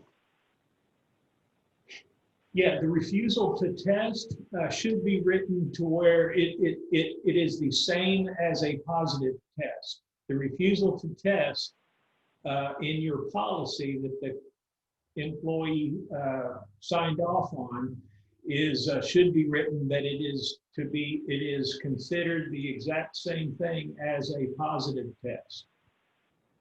So if you refuse to test, you're totally within your rights to do that, 100%. But per the company's policy, it should be set up to read that by refusal to test, I understand that the company will consider this the same and have the same disciplinary policy applied as if it was a positive test. Yep, that's how we have it written. Perfect. And then as far as reasonable suspicion, the reason it's so important to have that reason to test, you're testing because you have a reason to believe that perhaps the employee was impaired. It's important to have that in place and for somebody to make that judgment call, because there's some things that can happen, like getting bitten by a mosquito, right? You don't have to be impaired or you don't have any reason to believe that the employee was impaired simply because they were bitten by a mosquito or stung by a bee, for example, unless they crawled into a hollow log knowing full well that there was a nest of angry, spiders in there. Then maybe you would have reason to believe. So Dan, I've got a quick question for you. We only have that written into our vehicle policy at this point. Do we need to make that more overarching into our general safety program? I remember when I reviewed that one that it's not in there. Yeah, absolutely. In your company policy manual, you should have a drug and alcohol testing program and protocol spelled out. And part of that is going to be in there prominently is going to be as an employee, what are the situations when I may be tested? And it should be pre-hire, reasonable suspicion, post-incident, maybe based on reasonable suspicion, and return to work, for example, fitness to return to work, those kinds of things. And then you'd also put in there as a random, So I can confirm that that language is in our new employee handbook. Yeah, it's in the employee handbook, but Keisha, I think we need to make sure that it's incorporated into our general safety practices manual that you and I looked at. I've made a note of it. Okay, great. Thanks.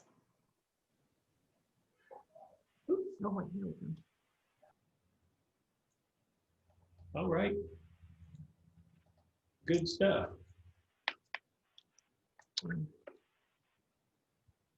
We are pulling something up even as we speak to share with you guys.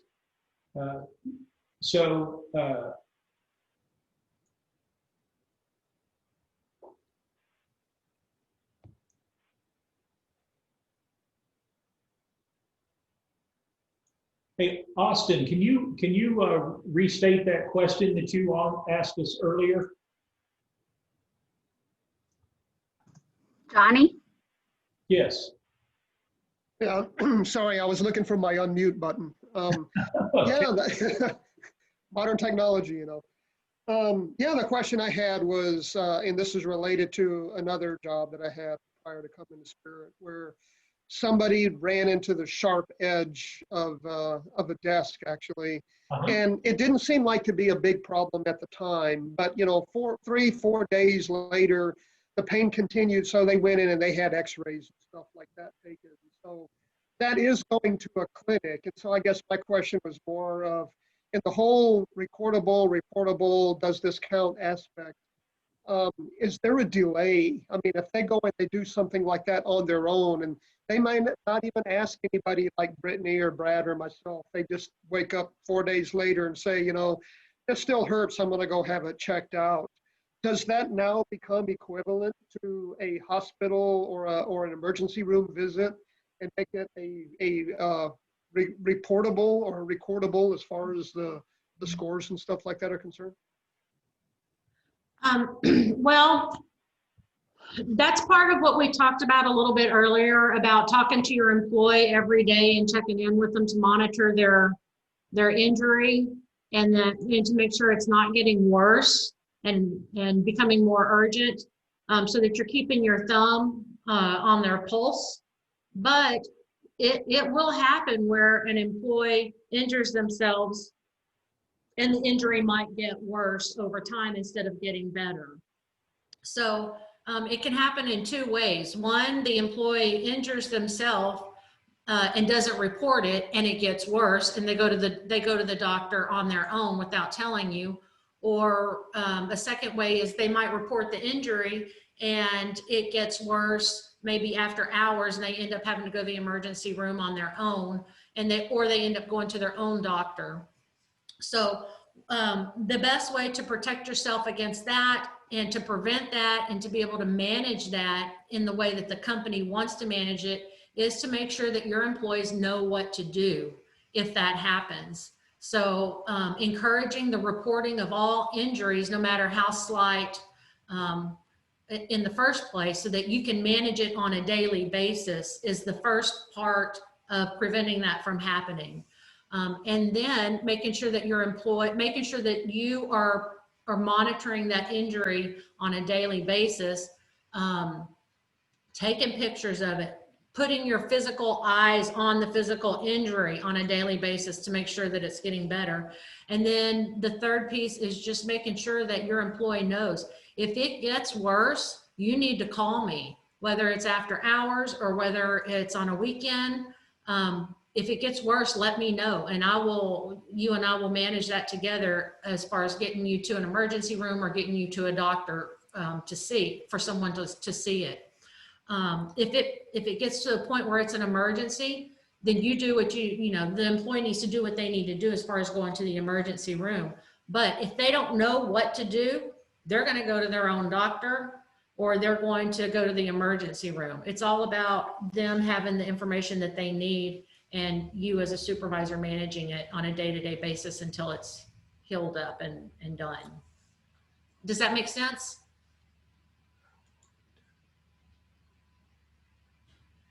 Johnny? Hello?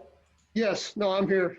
Okay. No, that makes sense. I just didn't know how that kind of a delay or whatever is treated, or, if the employee at a later date goes off and kind of on their own goes and does that. The relationship that visit may have later back to the original event. Unfortunately, sometimes there are situations that arrive where something happens in a work environment, and days later, an employee would go to seek medical treatment. And we had some unfortunate circumstances where there was some questioning about whether the follow-up visit was directly related to the initial injury or not. That's always not very clear or very transparent. And so I think you're right, having a good conversation, keeping up, and then basically internally understanding, how we want to handle that or move forward with that. I think that's an important part of the discussion. So, Okay. yeah, thanks. I appreciate it. Sure. Hey guys, what do you see right now? What's showing on your slot on your end? We're having some technical difficulties here. Yeah, it was the Workforce Not Commission. seeing anything. Yeah, But it now it's was on the the gray. first report of injury, and now it's a gray block. A gray block. Okay. So you did see the first report of injury. Yes, briefly. Okay, we'll go back. We're to having that. a hard time seeing what you're seeing is the problem.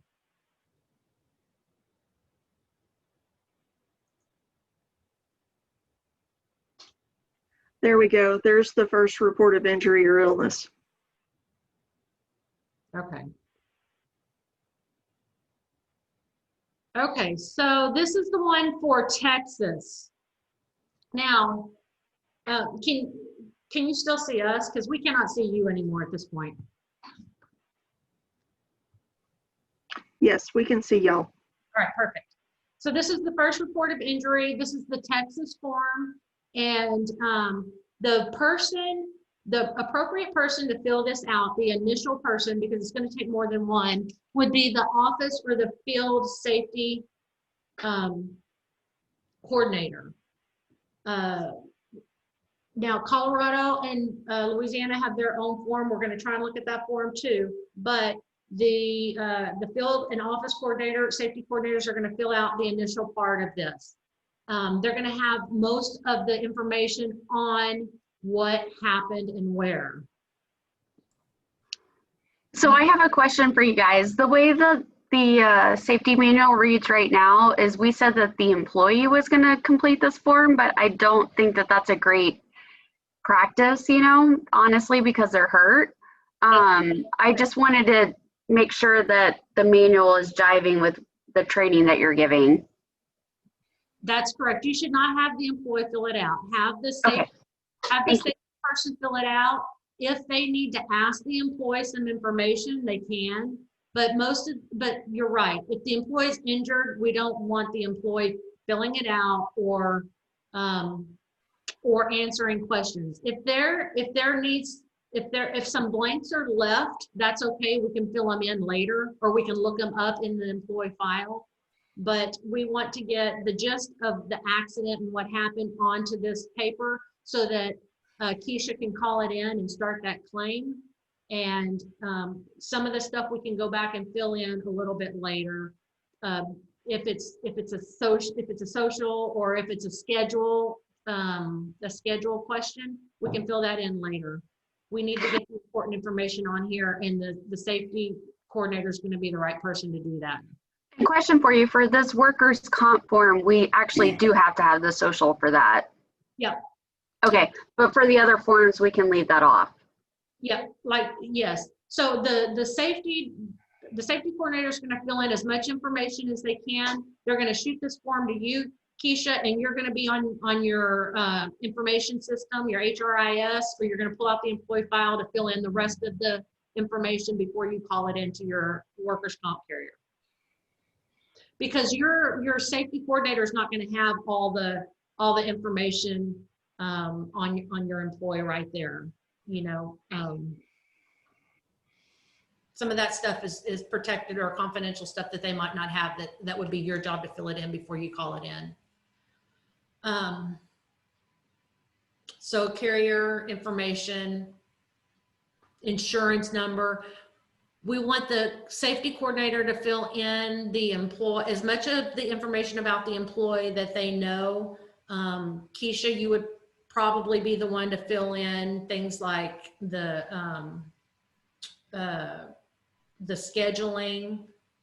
I don't know. I mean, if I'm wrong and the safety coordinator is the one that's going to be doing the rate of pay, the scheduling, the days that they've worked that week, then now's the time that you might want to speak up and let them know that they need to fill that part in too.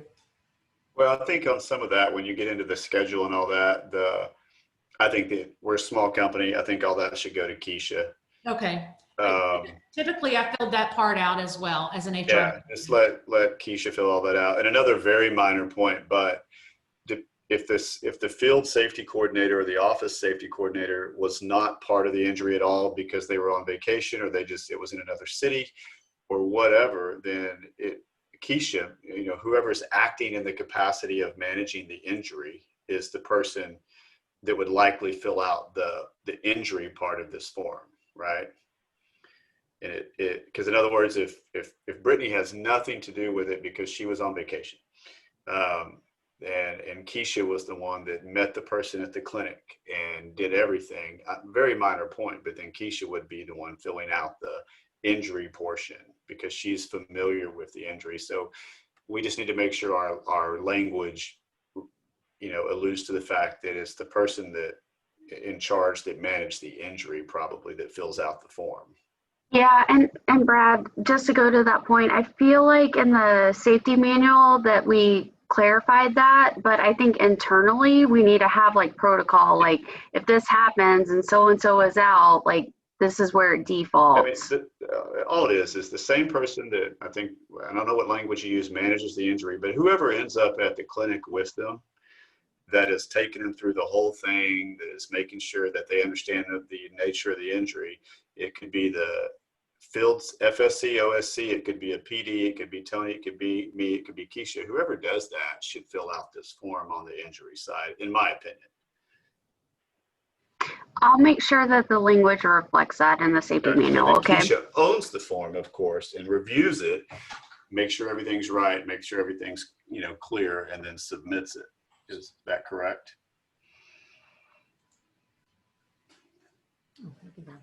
Okay, we're going to switch gears here.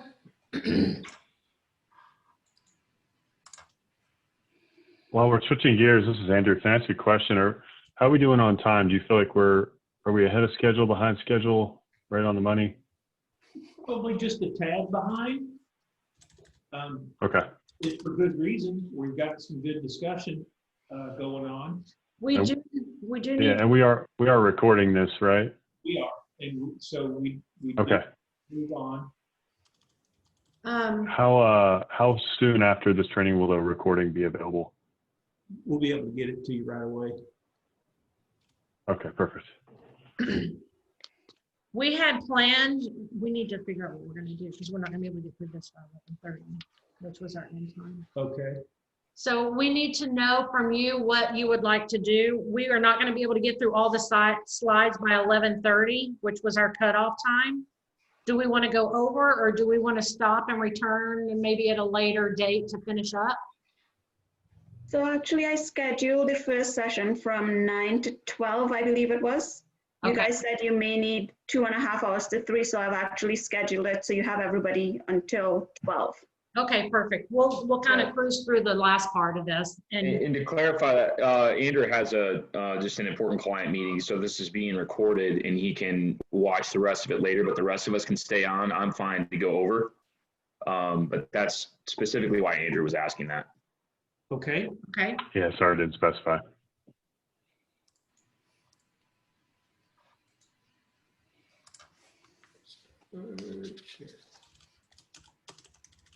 All right.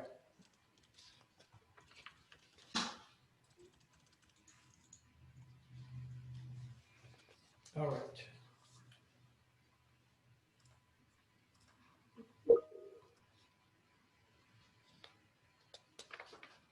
Okay, just to confirm,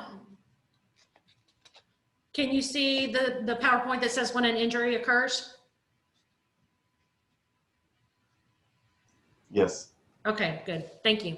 So,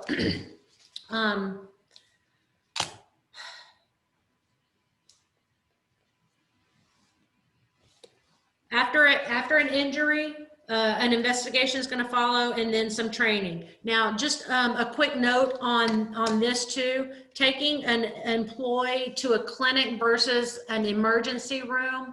Remember, our occupational clinic is going to treat our employee and try to return them to work quicker than an emergency room will. An emergency room is going to have you follow up with your PCP, and that's going to take some extra time. You're not going to be able to return your employee to work as quickly as possible if you're going to a hospital or emergency room versus an occupational clinic. At the clinic, our goal is to get the best possible medical outcome for our employee and avoid a recordable injury. Now remember, recordable injuries, we have to have treatment beyond first aid, a loss of consciousness, 1 or more days away from work, restricted work or transfer to another job, or any significant injury or illness diagnosed by a physician, or a fatality.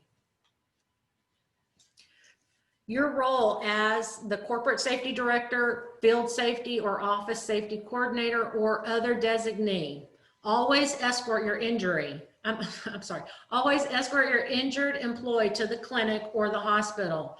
It's a non-negotiable to send your injured employee to drive themselves, right? It doesn't make sense. Even as minor as the injury might seem, we're never going to have them drive themselves. Our concentric locations are occupational clinics. They want to work with us to avoid recordable injuries. We want to develop those relationships with our doctors and with our nurses there. We want to be on first name basis with them. It's okay to ask to go into the treatment room with our employee. It's okay to get back there and try and manage that. It's okay to ask questions. Don't be afraid to do that. Our employee has the right to decline letting you back there, and that's okay too. If the employee says, no, I'd rather you not be back there, you still have the opportunity and the right to talk to the doctor after he's treated the employee, to ask questions and try to manage that case. And if the doctor has made a prescription, it's still okay for you to ask, are you sure something over the counter wouldn't be okay for us here? Hey, Michelle, I just want to jump in real quick. So as far as HIPAA goes, I just want to be very clear that it's probably better when they're giving their background or any of their preconditions that we're not in the room, and that we just come in only when they're talking about the specific injury. That's true. I don't know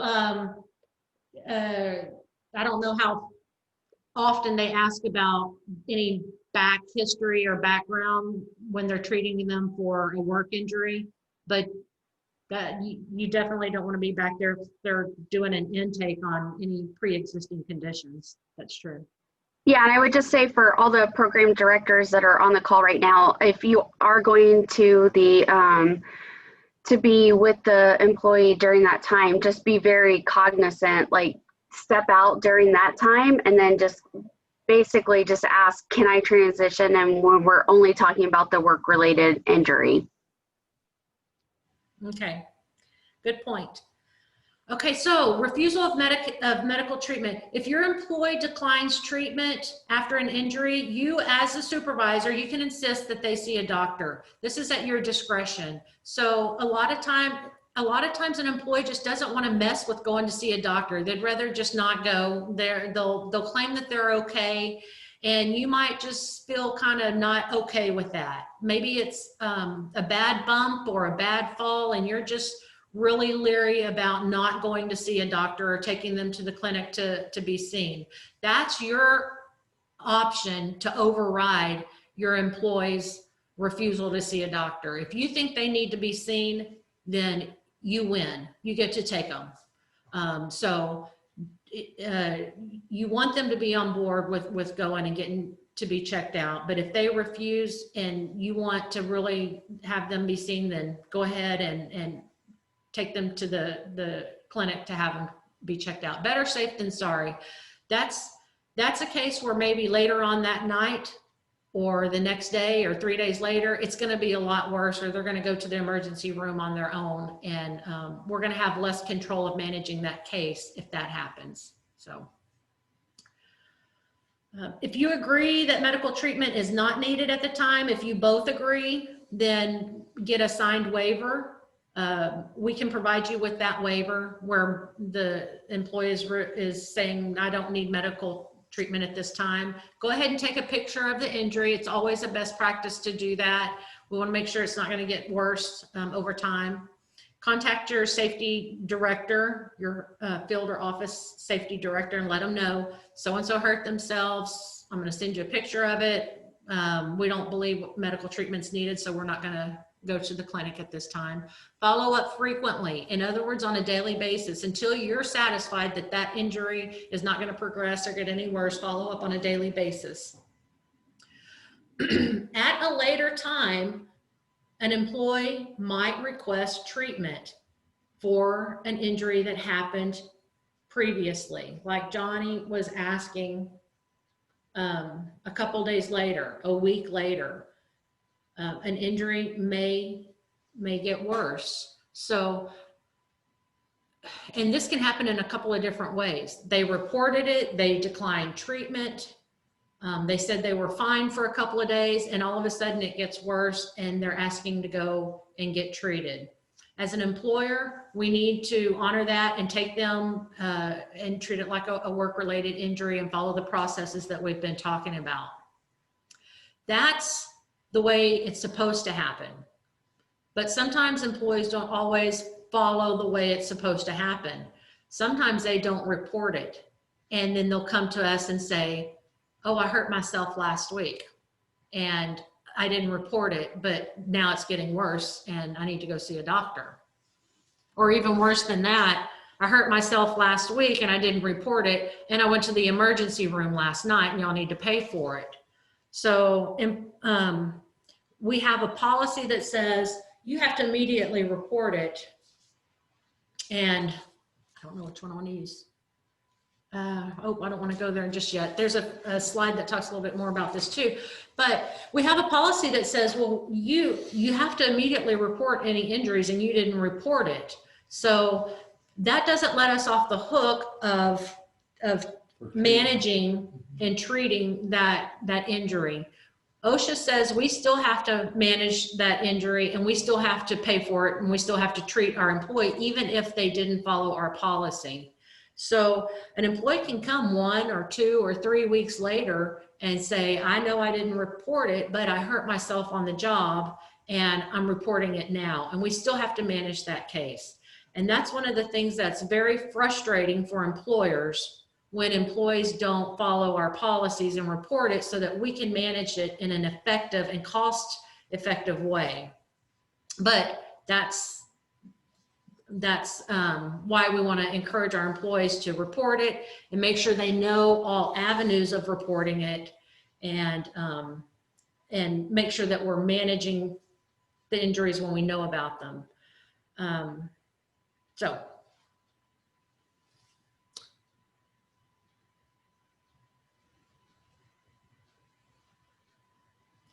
on the same line, if we have an employee that doesn't report an injury right away but reports it later and we do have to attend to it and manage it later, we can enforce our disciplinary policy for not reporting in a timely manner while we're managing that medical case. Were you gonna add something? Yeah, Okay. no, listen, this is one of those gray areas that gets into how we respond to in other words, making sure that we enforce all of our policies that either relate to safety or reporting to work on time, all of the moral issues, all of our policies. That's why, a consistent approach to enforcing all of our employee policies is so important, because I've got many examples of companies, mostly in industrial environments, who will only react to an employee who broke a policy if there were consequences that the company is going to have to pay for, such as reporting an injury late. Can you write them up for reporting an injury late? And should you? Yes, absolutely. But if you only write up employees if it results in an injury, then OSHA and perhaps some other people would have something to say about that, because you don't want to discourage people from reporting injuries, and that's how it would be seen by OSHA, for one. So yeah, definitely write people up for any infractions of your policies, Including late reporting of injuries. There we go. Okay, and so make sure, as we've talked about a little bit already, that your employees have instructions on what to do if they've got a work-related injury and it starts to hurt more after hours or over the weekend. They need to call the corporate safety director, Keisha, and they need to know what company clinic they can go to versus their personal PCP doctor. So. And my 2 cents worth on that too is that, Louisiana kind of has some of their own operating rules.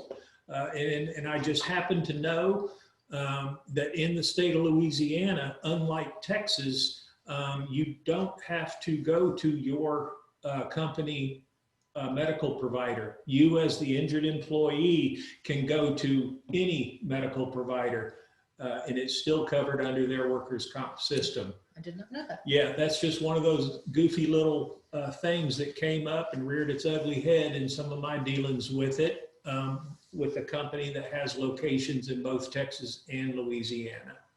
Okay. So yeah, there you go. So it's probably important to figure out if Colorado, which way Colorado goes to. Yeah, for y'all. exactly, because our expertise is within the state of Texas.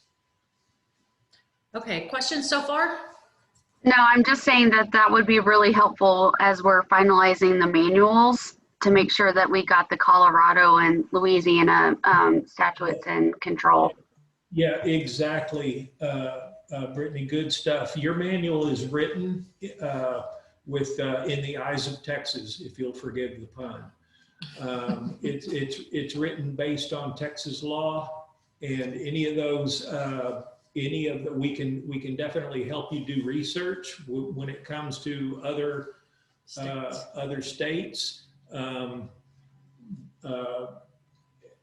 there will be some subtle differences in the other states. Yeah, I think that'll be helpful. We've already captured all the federal regulations, so I feel comfortable with that, but we need to make sure that there's not any state specific stuff that we're missing. Okay. All right. We'll talk let's have that conversation after this, and we'll arrange to get that done. Definitely. And we didn't look at the Louisiana or Colorado first report of injuries. They are different, but they're very self-explanatory and very similar to the Texas one as well. Okay, so let's take a quick check for understanding. Our scenario here is that Kenny, he was working outside when he was stung by a bee on his forearm. He went inside and he reported it to his team leader, who looked at the sting. So, is this a near miss, a first aid, or an injury? What would you think this would be? Anybody? Given the information that you have. First aid. Okay, first aid, good guess. Well, it depends, right? We need more information to determine whether or not, yeah. Oh, I know. Oh, well, does it meet the qualifications of an injury? I think it's actually all of them, to be honest. I can't tell who's talking. Someone said all of them. Someone said we need more information. Okay, let's go with, let me give you a little bit more information. In this case, what if nothing happened? That was it. It ended there. With the information that you had, it just ended there. That would be a near miss. But what if the team leader took him to the first aid kit, cleaned it up, and put some anti-itch ointment on it? In that case, First aid. First aid. First aid. Now, what if the team lead took him inside, cleaned it up, put some ointment on it, and the team leader didn't do anything else, but a week later, Kenny went to his team leader and pulled up his sleeve and said, I think we have a problem here. And this bite was like nasty and red and swollen and purple and leaking out. And he had to go to the emergency room and get it all scraped out and stitched up and an IV with antibiotics because it had gotten infected. That obviously would be a recordable. And if Kenny had to stay overnight for observation, that would be a reportable, which we haven't talked just yet about, but we're about to. So I guess the point here is that communication and follow-up is the only way to manage an injury. A simple near miss or first aid can quickly lead to a recordable injury that can affect your entire company and your potential to do business if it's not managed correctly and managed on a day-to-day basis until that injury is taken care of. A simple bee sting. And if we're not asking Kenny questions like, are you allergic to bee stings? And we're not looking at that on a day-to-day basis until it's gone, it can escalate real quickly. Yeah.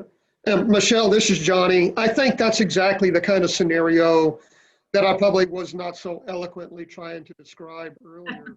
I guess my other question is from the record keeping and recordable injury type thing, does the date of the injury then go back to the initial event, or does it go to the point where additional medical treatment may have been required or something along those lines? So is there a difference in that time lag between event and action? Yeah, the date of the injury doesn't change, but essentially, if you're saying that at the point at which it turns into a recordable, that's when any day count would start. When you get that doctor's recommendation that he take days away, for example, or light duty based on his injury, that's when the day count would begin. But the date of the injury doesn't change. Does that answer your question? So I Yes, it does. Thank you. This is Shagun here. I have a quick question. So if Kenny was working outside and I guess he was enveloped by a swarm of bees, yeah, but they didn't sting him. He just basically ran inside. Okay. What would that be? Oh, that's a near miss, right? Okay. Yeah, that's a near miss. Near miss. Then him getting stung, how is that a near miss? Good. But then in the near miss report, we would want to follow up with getting maintenance out to spray for all the bees and get rid of them so that it doesn't escalate something else. Yeah.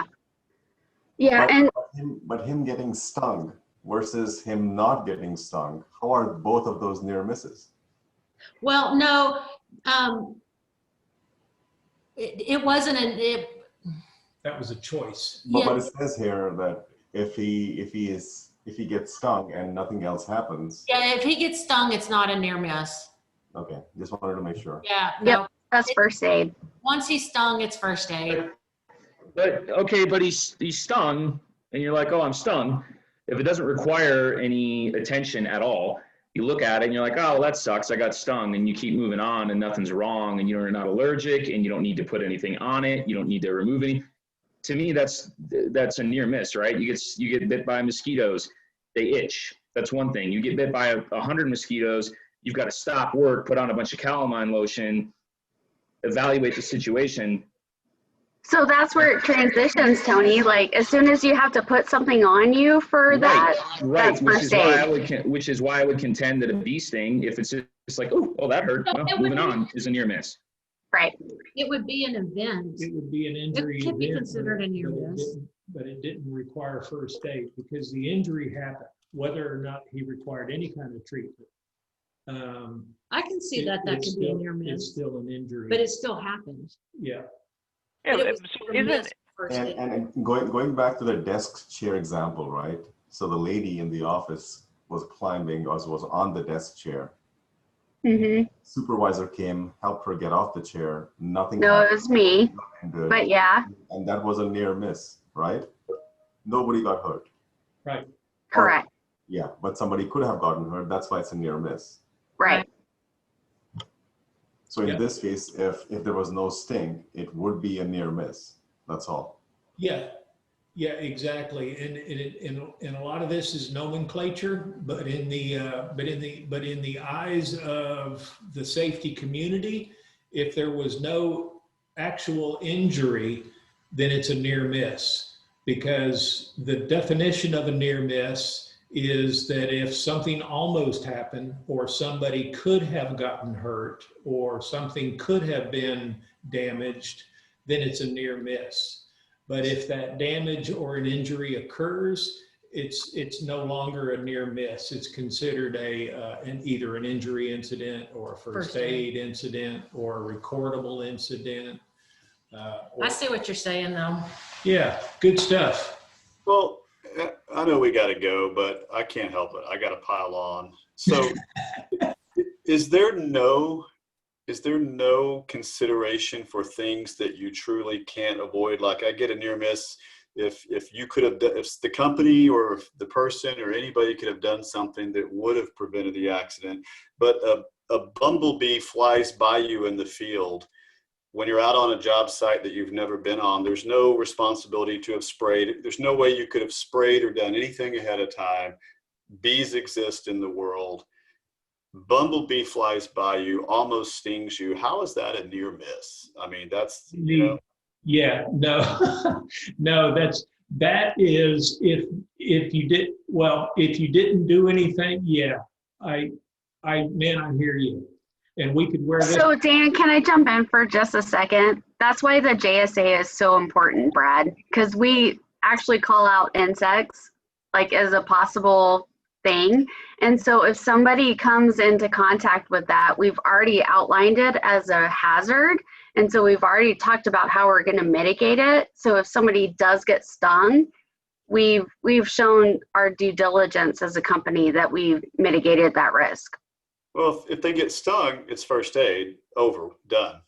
Sure. If they don't get stung, I just question how it's like an act of God kind of a situation, right? There is nothing you can do to prevent.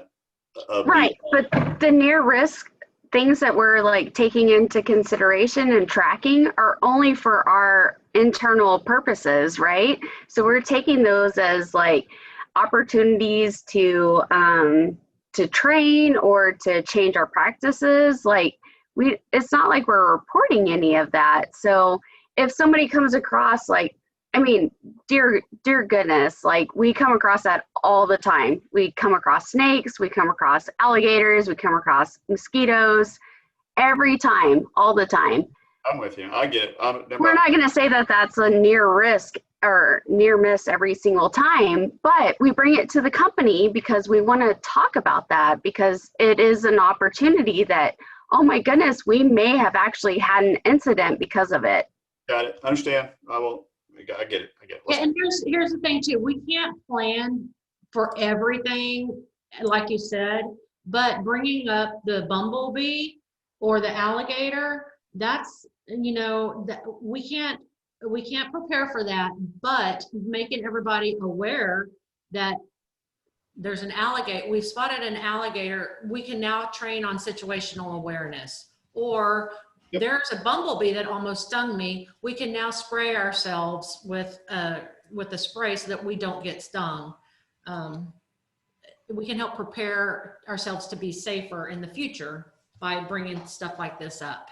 I get it. And I guess at the end of the day, nobody sees your near miss log. I was just thinking, wow, what a burden to track all these near misses. But at the end of the day, it's not that big a deal to just say near miss, let's make sure we have our insect spray, whatever. I get it. Yeah, so the near miss is really for us, Brad. It's for us to look back and say, do we need to like make changes in any of our safety programs, or is what we're doing like appropriate, and what we're doing is, you know, encompassing. No, I get it. I was down in the weeds. I get the Yeah, alligator.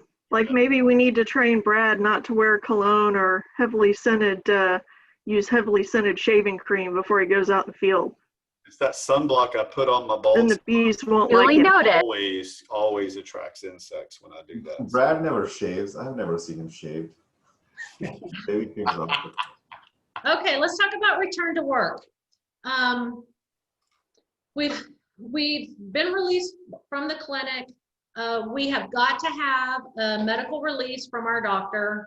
And I don't know where Spirit Environmental is with their job descriptions, but we want to make sure that we've got well-written and thorough job descriptions for more than one reason. And this is one of the reasons why.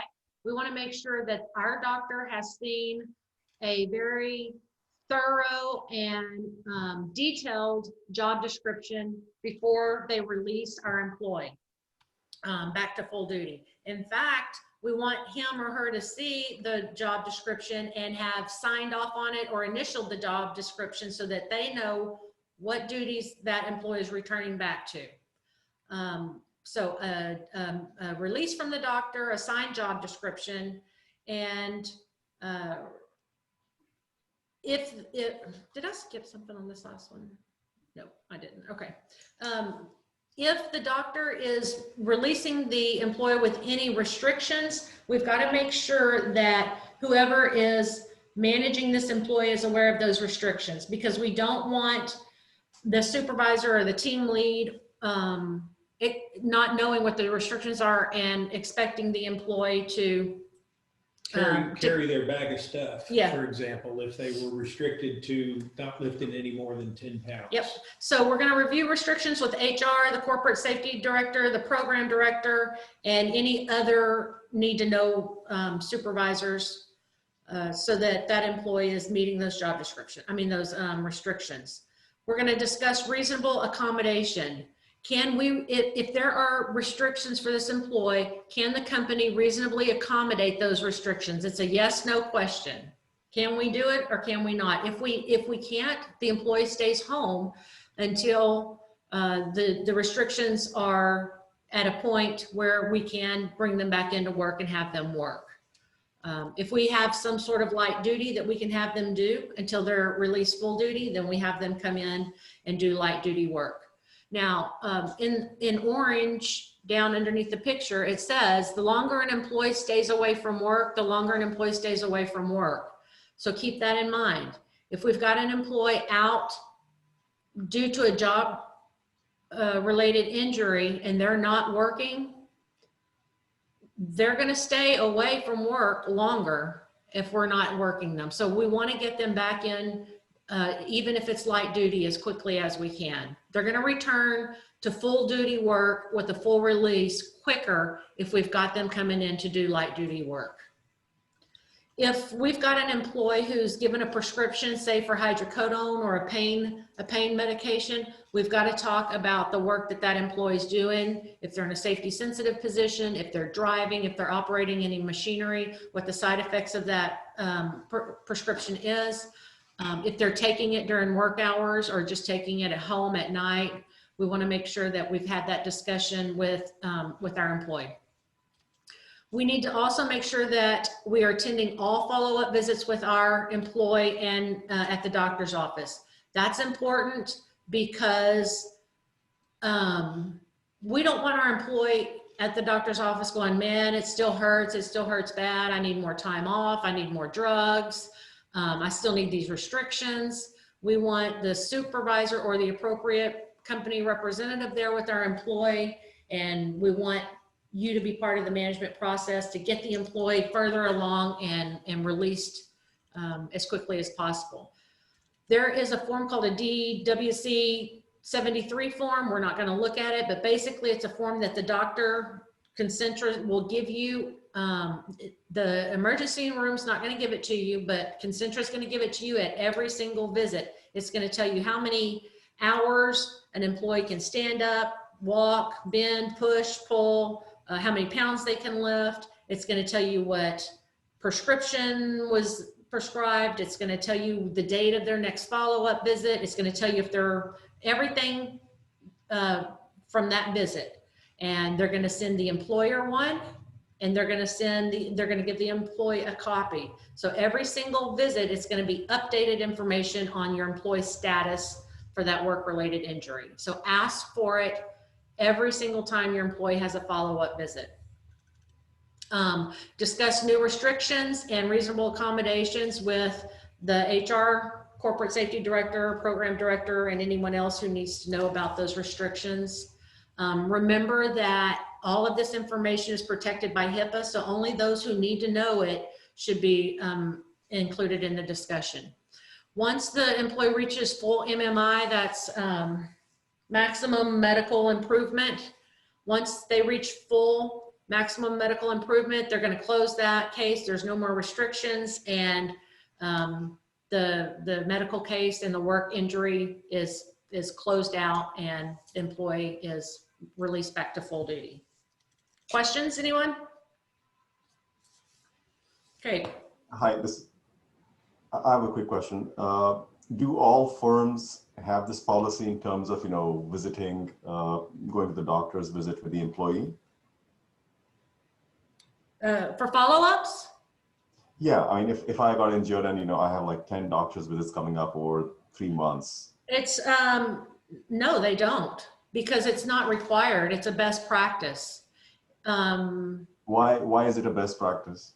I'm sorry, say that again? Why is it a best practice? There are a lot of employees who are going to go and first they're going to go to their doctor and they're going to nurse the injury or extend the amount of time that they have restrictions or that they're restricted from returning to work at all. My impression of your group is that your group isn't going to have a tendency to do this sort of thing. Correct. In some other industries, people will tend, especially construction, right? Yes, they will tend to want to game the system just a bit to get more time off or to get more pain meds or to, just get more time watching Oprah. So let me just say a couple of more things. One is if in the event one of your employees does go to a non-occupational type clinic, they end up going to a regular ER or a regular doctor's office or a hospital. It is very okay. In fact, it's recommended that you guys go ahead and arrange for an immediate, if it's applicable, to make an immediate visit to your occupational clinic. to get that occupational clinic's take on what this injured employee needs to do going forward. You want that opinion to come from your occupational clinic. That's not to say that they're going to interfere with what the original treating doctor either said or advised. The occupational clinic doctor is in a much better position to make a recommendation based on what they know about your company and what that employee actually does and how it's going to affect their outcome.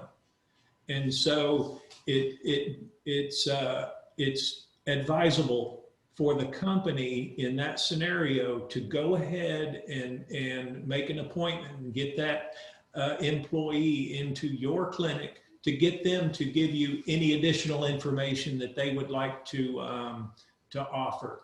And in fact, the most ER doctors, most hospitals are going to say that they recommend that the employee do a follow-up at their regular doctor. And in this case, it'll be your occupational clinic. It'll be Concentra or somebody like them. So Shagun, what I would say that in that scenario, we would suggest that we can be involved in the process afterwards, but we don't necessarily have to be. You know what I mean? Like, kind of make it just like. It's not even that, Brittany. It's under law. Can you go in a doctor's room if I'm in the doctor's room getting examined, or if I'm talking to the doctor? You probably cannot.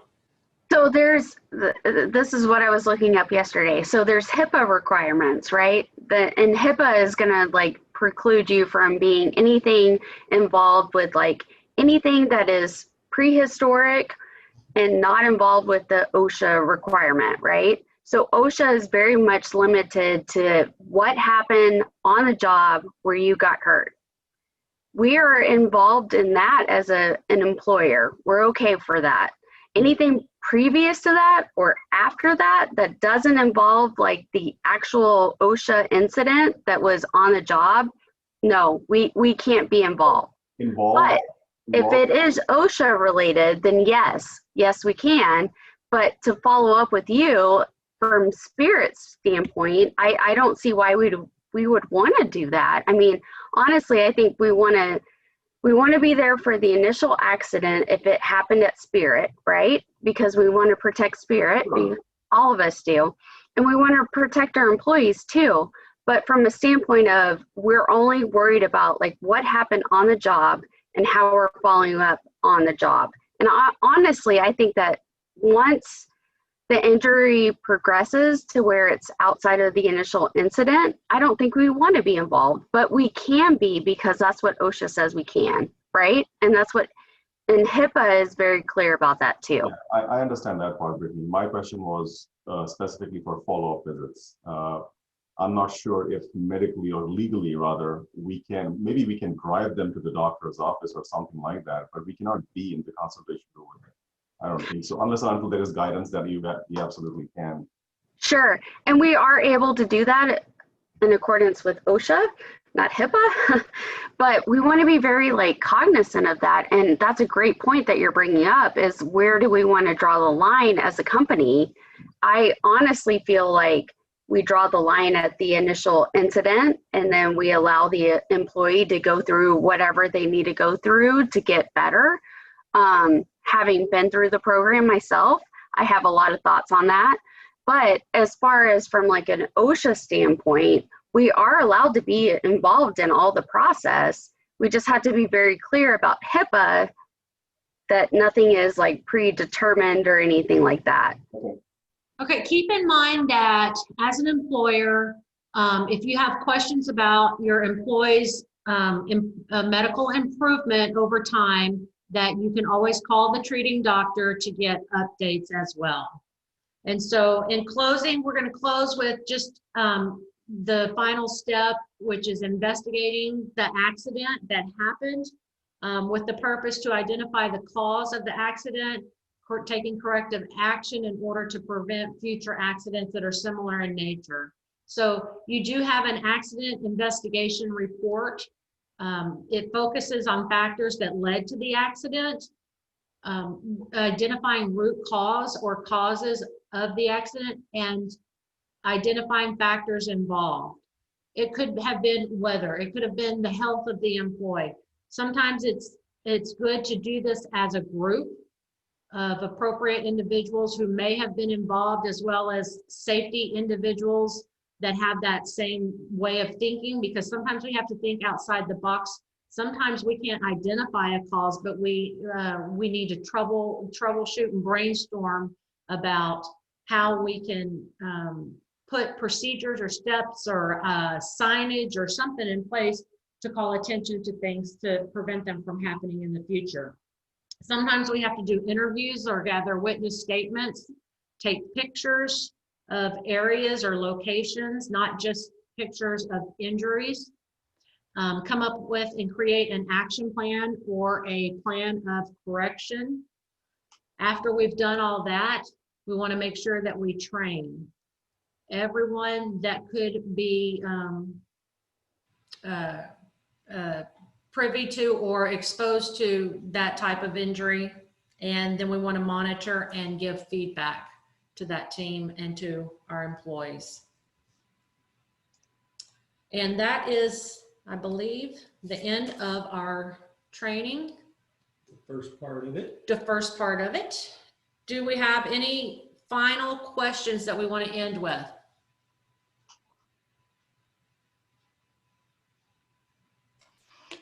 I'll tack on to the last series of exchanges right before you finished up. I mean, I think it's a given that Keisha we can work out the details later, but Keisha, as the safety coordinator director, will manage an injury all the way to completion. You know, once they leave Concentra, and if they do have to follow up with their doctor, Keisha will be in communication with the employee, of course, and we can work out the details, Keisha, later about exactly what our role is, not et cetera, et cetera. But you will definitely be involved in some form of communication with the employee until it is completely done. They don't need to see their doctor anymore, et cetera, et cetera.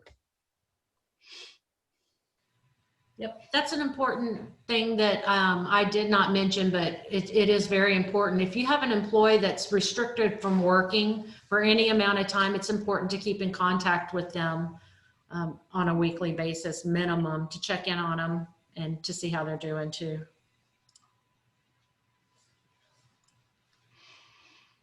Okay. Yep, good stuff. So Keisha, we're going to take just a bit of a break, and then we have the rest of the session to go. And so if you could manage those who are going to be at that session, and then. What time do you want to start, Keisha, with the second group? I say give everybody 15 minutes. Brad, Brittany, Caroline, Tony. How long do you guys need to get back? I'd rather just knock it out and not take long. Yeah, I'm with Brad. I think 5 minutes 5 works minutes. for me for more 5 minutes coffee. would be great, just to run to the bathroom. Sounds good. All the others, you guys can drop off. Thank you for attending. All the discussion was very valuable. Thanks, guys. Thank you very much. Okay. Now see, we can see them now. Because. Do we have audio?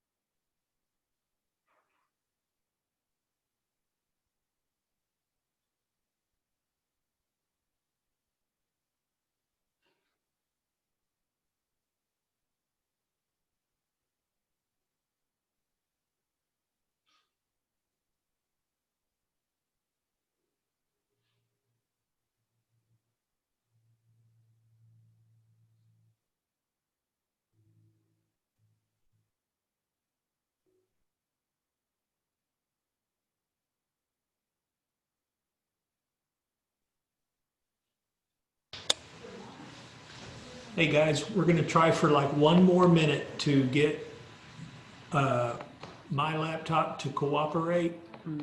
It's not affecting our ability to continue the training, but we're not able to see you guys when we pull up a PowerPoint. Okay, sounds good. Okay, all right. Hang in there. Thank you for your patience. No worries. We can see you guys, so. Okay, all right, Yeah, I don't think you're gonna be able to, okay. I can't see your other settings. Okay, Yeah. we're probably gonna slog on without the ability to see you guys. We're still on mute, aren't we? No, we're not. Um, Okay, thank you. When you shut down, then I'll change your settings. Okay, all right.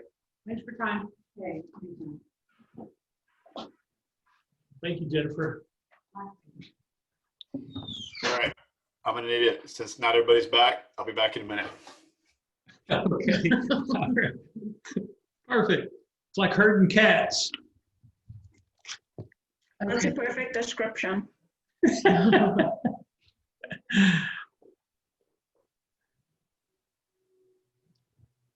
Okay, so how do we know what we're in?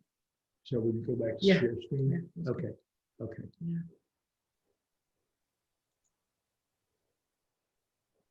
Hey, oh, I was gonna say, can we leave it there? Okay, Keisha, can you see group 2? Yes. Okay. We had a lot of good discussion with the first group. I I'm gonna believe try- so. I don't think everybody's in the room yet. No, I'm just Okay, gonna- okay, okay. Yeah. All I thought we had a lot of good discussion, didn't we? right. Mhm. Absolutely.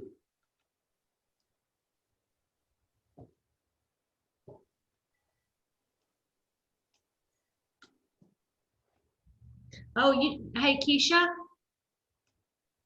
Still here, yes. I actually thought we were gonna be talking to a different group of people, like that didn't hear the first part. Uh-huh. So several of my slides, the first slides we're going over, we've already gone over with another group. So we're gonna skip some slides. Yeah, yes, I know that. I've seen, that's why in some of my comments when I reviewed it, I said, same update as previously, because it's the same group, but more from an administrative standpoint. So we reduced the number of people.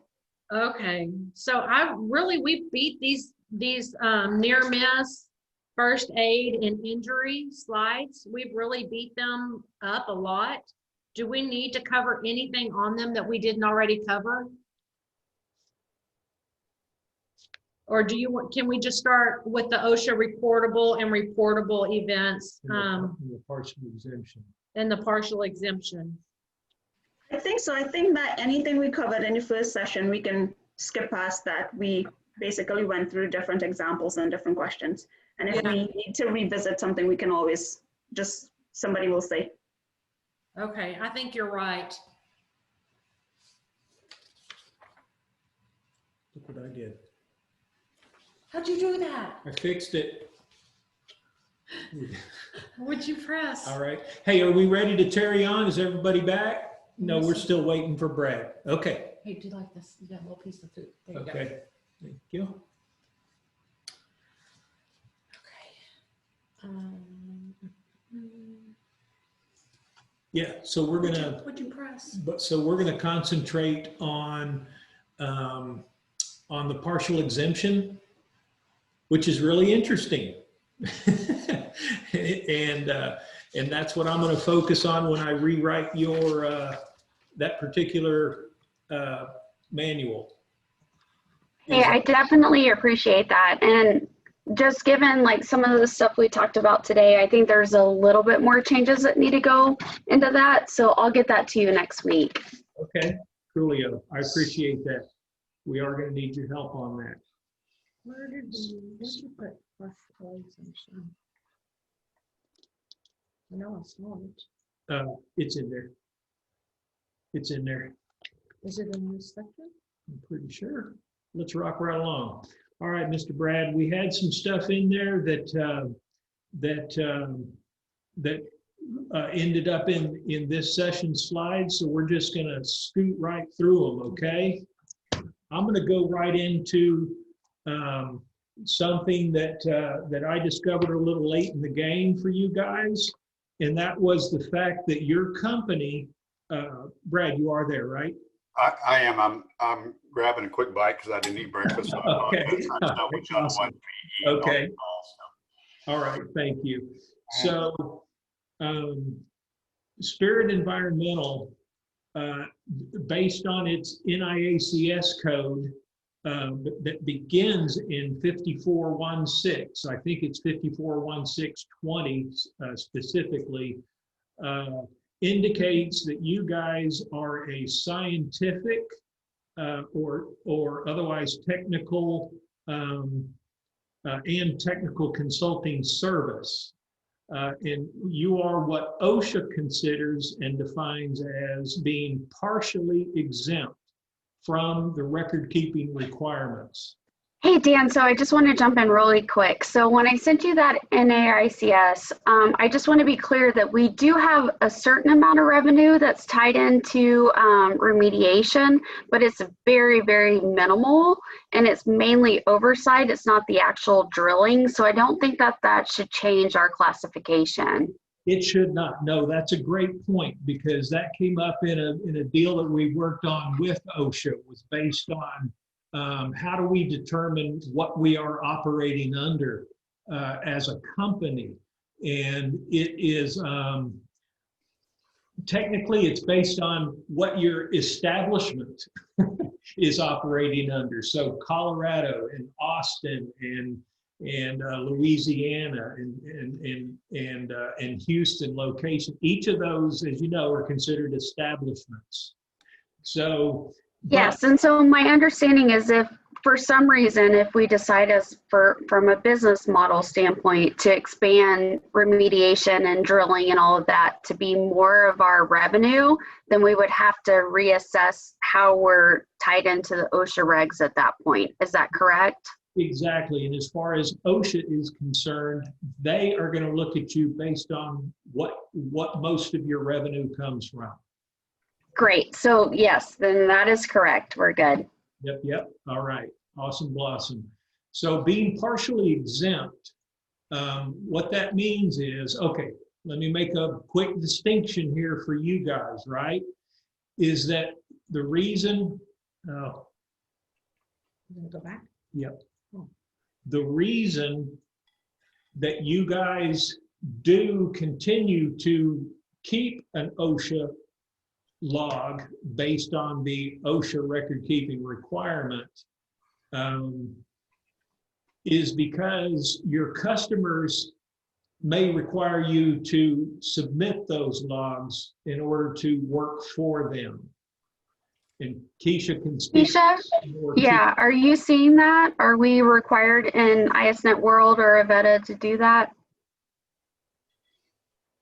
Yes. Okay. I'm sorry, I keep my big fingers. Okay, so ISNet World does, and Avita and some of those other things that I would never wish all those other people upon you guys as a company, but they do require you to submit your OSHA logs, and they want you to submit them based on the OSHA requirement. They want you to follow their criteria for determining whether or not an injury is recordable or not, and then classifying it as days away, restricted transfer, whatever, the whole 9 yards. So that's why your company needs to continue to maintain your OSHA log. You're not doing it to meet an OSHA requirement because you are under an exemption based on your industry class. So Dan, sorry, just to be very clear, so when you're revising our manual that talks about this, you're going to be clear that it's not required, but we may do that just based on industry standard. Absolutely. I'm going to put okay. I'm going to put a statement in there from the beginning that that spells out essentially what I've got on this slide here. Essentially, we're not keeping logs because we are required to. We're keeping logs because our customers may require us to do it, to perform work for them. Great. So, but you'll give us a little bit of an out that if our customers no longer require that, then we won't do that anymore. Yeah, absolutely. So, Okay, perfect. Sure. If your customer, well, if it states that your customers may require you to and they no longer do, then boom, you're done. You send out a memo, we're no longer keeping those logs. Now you can still self-impose that as a company. You can still self-impose a requirement on yourselves to continue doing it simply because it's a good thing to do, but you will never be required to turn those logs over to a government agency. Yes, and if we could make that clear, because I'm going to talk for Brad and Tony and Keisha for just a second, but I don't think we want to be subject to something that we don't have to do. I like the idea of the flexibility that we're going to say we're going to do that because of best practices, but we're not required to do it, and we're not going to make ourselves accountable for that if we don't have to.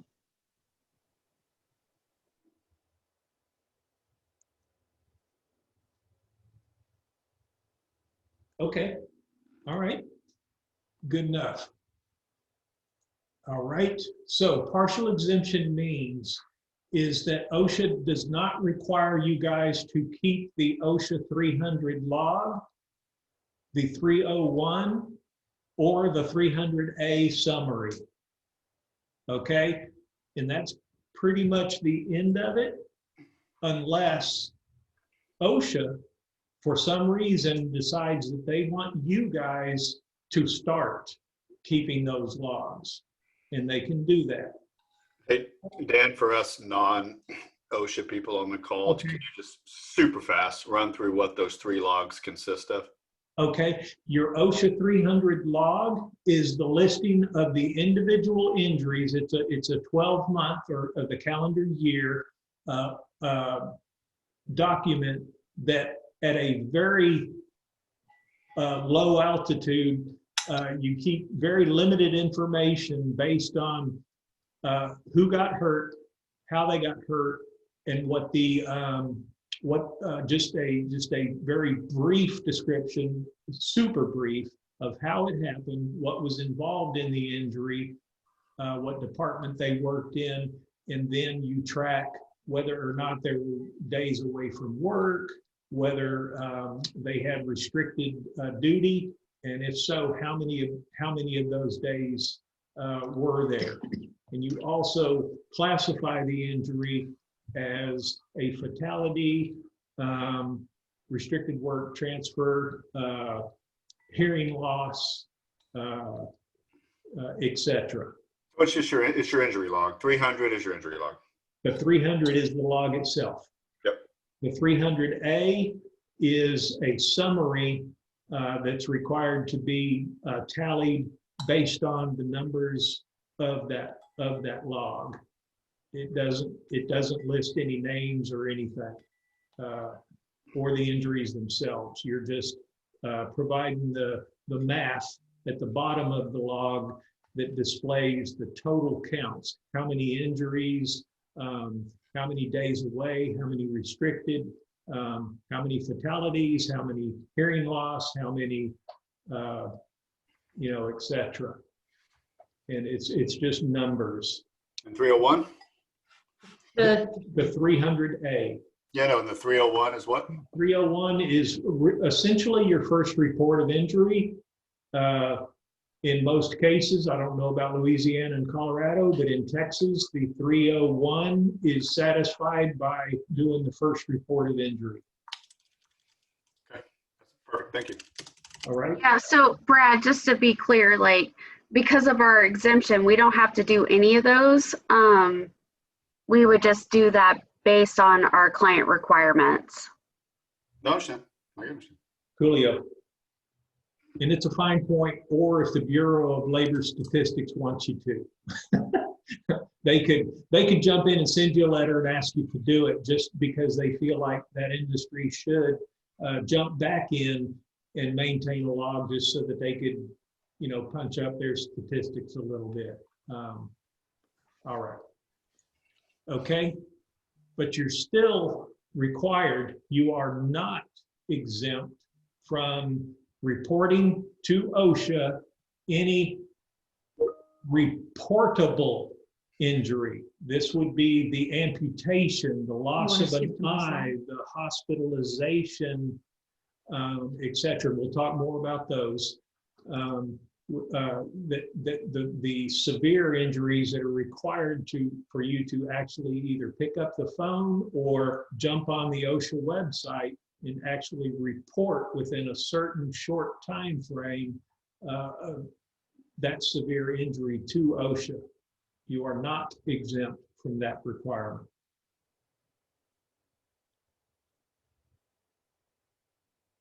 Questions on that? Oop.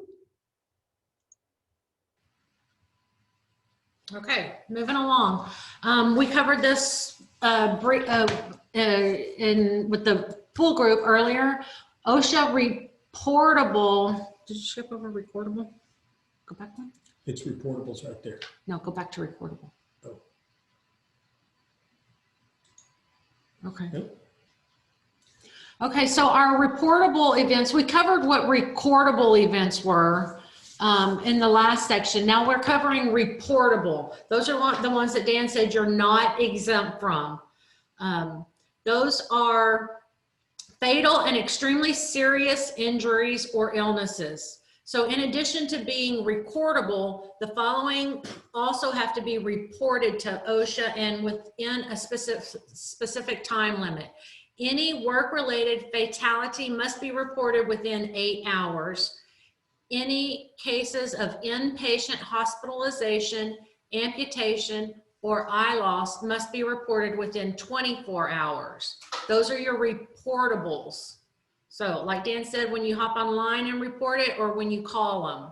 This is when you report your employee's injury. We recommend using the online report method. What about you may have already clarified this before, but what about the concept of prescription medicine, lost time, they missed days of work, that category, which counts against our safety rating? Don't those have to be reported or no? No. Okay, those are considered a recordable. Recordable, yeah. Okay, so I know where you're going, but let me just ask it straightforward. I'm now confused. If we are technically exempt, forget ISNet world for a second, okay, that we're even subject to that. If we weren't subject to ISNet world, we'd be exempt from these recordable requirements, that record keeping requirements that you mentioned. Would we still have to have a safety rating because somebody goes and they get prescription medication at Concentra for an injury? It's not reportable. It is normally a recordable that goes against your TRIR and all that. But if we're exempt from record keeping, can you explain that? Because I'm confused. Yeah, absolutely. And so your insurance rate is going to be based on your loss record. Essentially a record of how many losses your workers' comp has been hit with. And they're going to keep those records. That's going to be screwed straight into your EMR. Yep. What about your TRIR? Is it, if you're exempt from this record keeping, does the TRIR not even play into it? There will be no way for them to Interesting. get that. Correct. TRIR, Brad, we mostly use that in ISN. Okay, so interesting. So I'm dragging us through the weeds, but I really need to understand this, so I appreciate your patience. The TRIR concept is what ISNet uses that term, right? Correct? Yeah, and other industries as well. Sure. It's not just ISNet. Yeah, well, exactly. I'm just thinking of ISNet for us. It is a term that legally, really, from an OSHA standpoint, actually doesn't apply to us. We don't have to track it, nothing like that. but ISNet World and other entities use the same exact term and force us to track it using the same OSHA rules and requirements on what is recordable, blah, blah, blah. So at the end of the day, we still have to calculate our TRIR no matter what. Yes. That's correct. And so really important to note, Brad, like, so you have OSHA requirements, right, which we're super like concerned about because we want to make sure that we're compliant with OSHA. But then there's the industry standard, ISNet, Avetta, whatever, that's going to uphold us to different standards based on our industry than what we need to be based on. And so that's where like the business decisions, what are we going to do? How are we going to do this internally? How are we going to manage like the Concentra versus just going to the emergency room? All those are business decisions because they're based on our ability to do business within the industry based on these safety ratings. Does